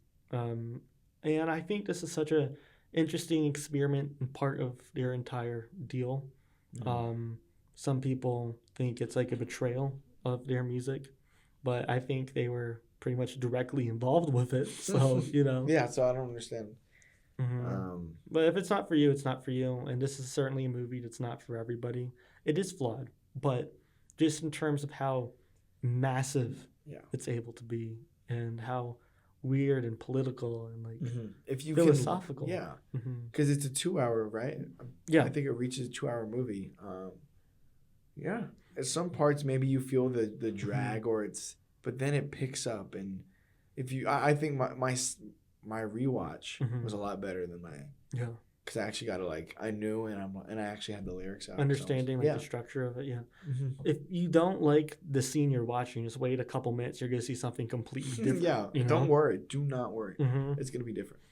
Yeah, and you can. I guess there's another element to talk about too, with the Who as a band seeing themselves as Tommy, and how musicians especially create this sort of cult-like presence with their fans, and how kind of unhealthy it is. I mean, you mentioned Travis Scott earlier, that literally resulted in someone dying. It's very interesting and fascinating and it has to come from a musician's perspective, this movie, because even though he's a pinball star, and that's what he's famous for, it is clearly music. And I just think it's a really interesting metaphor that you can read a lot into as a sort of autobiographical piece. Yeah, I think you can definitely paint that. Do you think I'm going to have to look at the interviews for the Who and what they think about the movie and how it turned out? Because maybe that will actually give some more insight. Because I actually tried to find an explanation or a breakdown. Nobody. Yeah, it's not popular enough. Yeah, I'm today. Nobody. I'm oh my gosh. So I read some articles about it, but that's about it. Yeah, that's all I could find. Because just to really because there was a bunch of scenes I just did not understand that I probably have meant something. Then I was just I just don't know. I think it's really more up to interpretation at a certain point when you put images like that out there. It's pretty easy to be well, it doesn't necessarily mean any one thing. It's about what the viewer can bring it's all about that. I guess it goes down to the viewer and how they're able to interpret and decode what you're watching. It's really, I think it's a special movie. Yeah. And talking about it makes me like it even more. Yeah, this has been really fun talking. I'm glad that I can talk to someone, because I tried talking to my dad. He was yeah, I'm going to be honest, I have no clue what you're talking about. Yeah, that's kind of hard. Especially someone that seemed to like it. At the very least. It was a good time. Yeah. It was a good time. Yeah. I don't know if there's a 4K. I don't own this movie. I'd like the Tommy 4K. I know it had an IMAX re-release recently. Oh, there's a 4K. $30. That's a lot. I'm gonna make it in. How much is it? $30. Yeah. See me. This is there's never been a movie like Tommy. There probably will never be a movie like Tommy. I can't really see anything like this being made again. Much less to the success it was, much less to like the involvement of talent. Like, you know, like Jack Nicholson is in this movie. Yeah, it's like if you got Timothée Chalamet and a whole bunch of just artists. Just There's just kind of nothing like it, and I think it's fascinating from that perspective, and it'd be worthy of interest and discussion if it was just that for that alone. But the fact that it's actually good and about something makes it even cooler. It's not. You might think, oh, it's just a fever dream. No, there's actual plot to this whole thing. It's planned out. There's plot and it's about something. Yeah. Okay. Yeah. Okay. Now we're gonna do the exact same thing for Jesus Christ Superstar, but this is gonna be a little bit different because we're not as deeply familiar, I can say pretty confidently, with the music of this movie. So this is gonna be more of like the 5 best scenes. Okay. You know. Okay. I think. Do you want to do this? Yeah. Okay. I'm trying to think of the scenes. I'm just gonna go through it. Or tell me if anything sticks out. I want to put the overture in, or like the prologue, because I think it's so cool. Just with the We'll do locks and maybes, or what was the other one? Locks and. I think just maybes, or like locks and maybes. Okay, I want to put the prologue in the maybe because I think it's so cool how it's like wordless, you know. That was pretty cool. Yeah. Speak more. Oh yeah, Captain Walker. Yeah. You can do Bernie's Holiday Camp. Yeah, put that one. Put that one. And then Christmas. Yeah, Christmas. Tommy, can you hear me? Maybes. Or yeah, put maybe. Bernie's just so we can see what we have. Holiday Camp.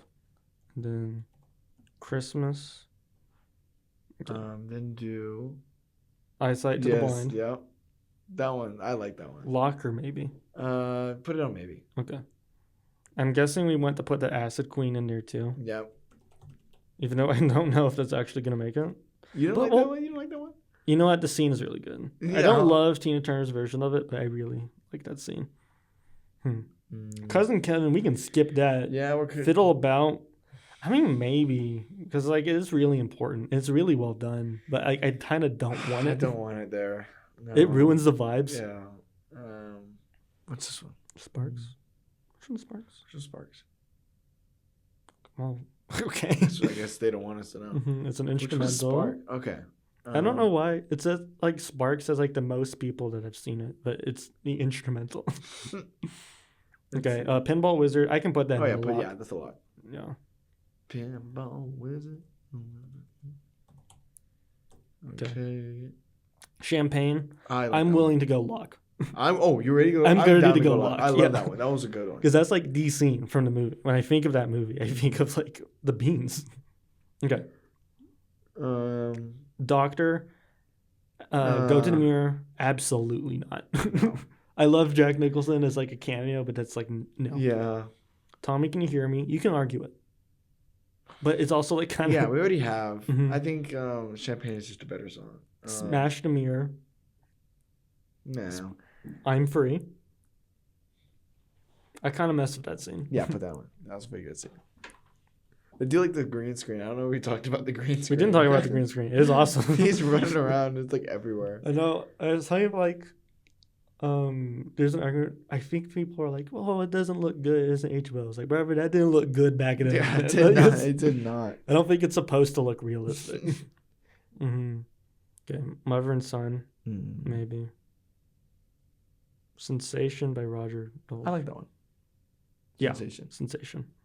It's going into maybes, but I can say that'll probably be luck. It'll probably end up like in 5. Miracle Cure. No. Sally Simpson. That's the Frankenstein.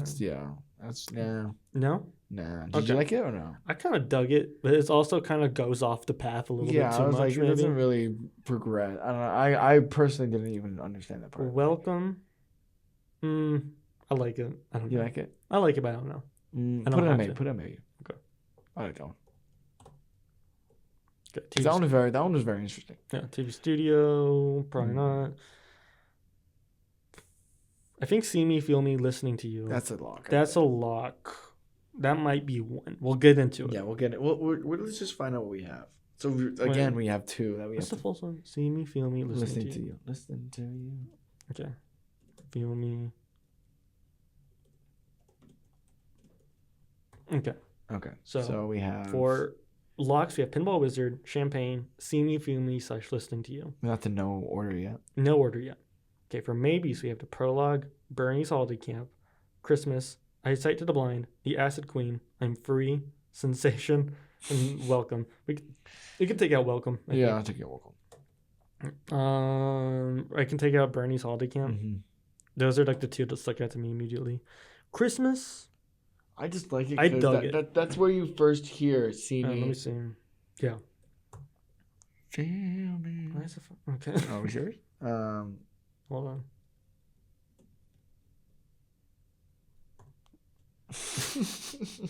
Okay. Oh my God. That's fine. So, that's horrible. Oh my Lord. We're technical difficulties. We're having technical difficulties. I figured it out. Okay. Okay. Oh my God. Okay, I thought I messed up again. Okay. Prologue. I like the Christmas one. I like the Christmas one. Okay, we can weird beat we'll keep switch. The Christmas one for now. You know. Which one do you like better, Eyesight to the Blind or The Acid Queen? Because I want to keep one and cut the other. And I'll let you choose which one. But I'm not the biggest fan of either of those, but I feel like we need to have one of them. So, but I'll let you choose which one. I'm gonna think. I think I like Eric Clapton more. Okay. Eyesight to the Blind? Yeah, I'll keep that one. Okay. Or just, yeah. Okay. I'm going to cut The Acid Queen too. I'm Free, we can cut, I think. Yeah. I love that scene. We can cut it. Sensation is really tempting. I like for the 5. Prologue, I think, is so interesting. Maybe we can cut it. Yeah. I think it's such a great start to the movie. Christmas is Christmas is fun, but I feel like, are we being serious putting Christmas in the top 5? I don't think I'd really, but it's so, you're right. I feel like it has to be Sensation. I'm sorry. It's a Christmas. It's because they all yell at him. Tommy, can you hear me? Christmas is a good time. Tommy, can you hear me? You know, okay. That's like if we put Herod's song at like 3. Yeah, makes sense. No. It's an enjoyable song. Mm-hmm. You know, it's a fun song. It also isn't this the other thing. It's kind of really sad. Yelling at this kid. Okay, okay, we'll find out the ranking. I'm gonna do. Hold on. Why is it? Oh wait, no, it'll work. So. Number 1. I think number 1 should be See Me, Feel Me. See Me, Feel Me? I think that's the most fleshed out song, I think. Okay. I can. Can you just copy and paste? Yeah. See Me. I want Eyesight to the Blind at 5. Is that cool? Are you done with that? I feel like that's cool. I like that one. Mm-hmm. Okay. Sensation, I think, is 4. But I can go higher. No, yeah, because I think those are 2. Pinball Wizard. I put Pinball Wizard. I think either 2 or 3. Because Champagne, I really like Champagne. I really like both of these songs from both of these scenes. I like Champagne the scene better. Champagne scene better? Yeah. Okay, we can do Champagne too. Pinball Wizard. Yeah. Perfect. Okay. That works.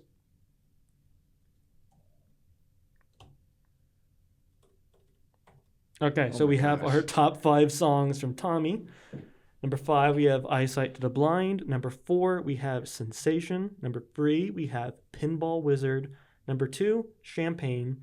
And number 1, See Me, Feel me / listening to you. Okay. That's a good list. I'm proud of that list. That feels pretty good. Champagne number 2 is inspired, and I don't think I would have had the courage to do that by myself. Really? Yeah. I love that one. That's such a good song. I really like it too. I feel like I wouldn't have been brave enough to put it. Over Pinball? Yeah. Pinball Wizard's great too. Pinball Wizard's great. And I feel like I would have been like, oh, Pinball Wizard, that one's like so famous. I should put that like number 2 or number 1. But my heart does want Champagne. No, yeah, I want Champagne up there. Like that's good. That's what I want. I'm happy with that. I'm really happy. Okay. Yeah, that's good. Yeah, that's good. Tommy, good movie, I think. Yeah, I like Maybe it. Great. It was interesting. Very interesting. I questioned my life. Yeah, this is like a really fun one to pick. I was like, Albert can handle this. It was just an interesting first watch. Yeah. You can tell sometimes like the movies I'm picking, like how much think the person can handle like weird stuff. I bet you're laughing. Like, oh, he's gonna dig this, man. Yeah, like halfway through, we got to the bean scene. I literally just was like, I thought to myself, what can Albert be thinking right now when he's watching this? That was. Oh my god. We get the champagne. I'm glad you liked it. Yeah, I really liked it. You have any final thoughts on Tommy? I think don't be afraid. Just watch it. It's interesting, but there's an overarching message to it. Just don't. Take my word for it. It's good. Good advice. Yeah. I'll say the same thing. Have a good time with it. Yeah, it's a fun movie. Be open. Ish. Yeah. There's some stuff that's not fun. Yeah, it's a little. It's fun, but have fun with it. Yeah. Don't take anything too seriously or too literally. Go in with an open mind. Thank you so much, Albert, for being a great guest. Thank you, Luke, for having me on this amazing show. Yeah. Appreciate it. Thank you to everyone listening to this episode. If you're still listening, thank you so much. You must be like a super fan. If you're like listening to this for this long. This has been a long one. Next episode, we'll see. It'll be fun. We're doing 2 comedies. It's my guest picked a very famous movie a lot of people really love called Friday. Okay. All right, that's good. I am going to be pairing that with a very recent film that I really enjoyed with Keke Palmer and SZA, One of Them Days. So if you want to stay up to date with the Luke Bugbee Show, make sure to watch Friday and One of Them Days before the next episode. Albert, thank you so much for being an amazing guest and not going completely crazy for talking for almost 3 hours. That's crazy. This is crazy. It didn't feel like it, man. It's been an honor. It's been an honor. I hope it didn't feel like that listening to it. Yeah. Thank you so much for listening. Thanks, Albert, once again. Have a great day.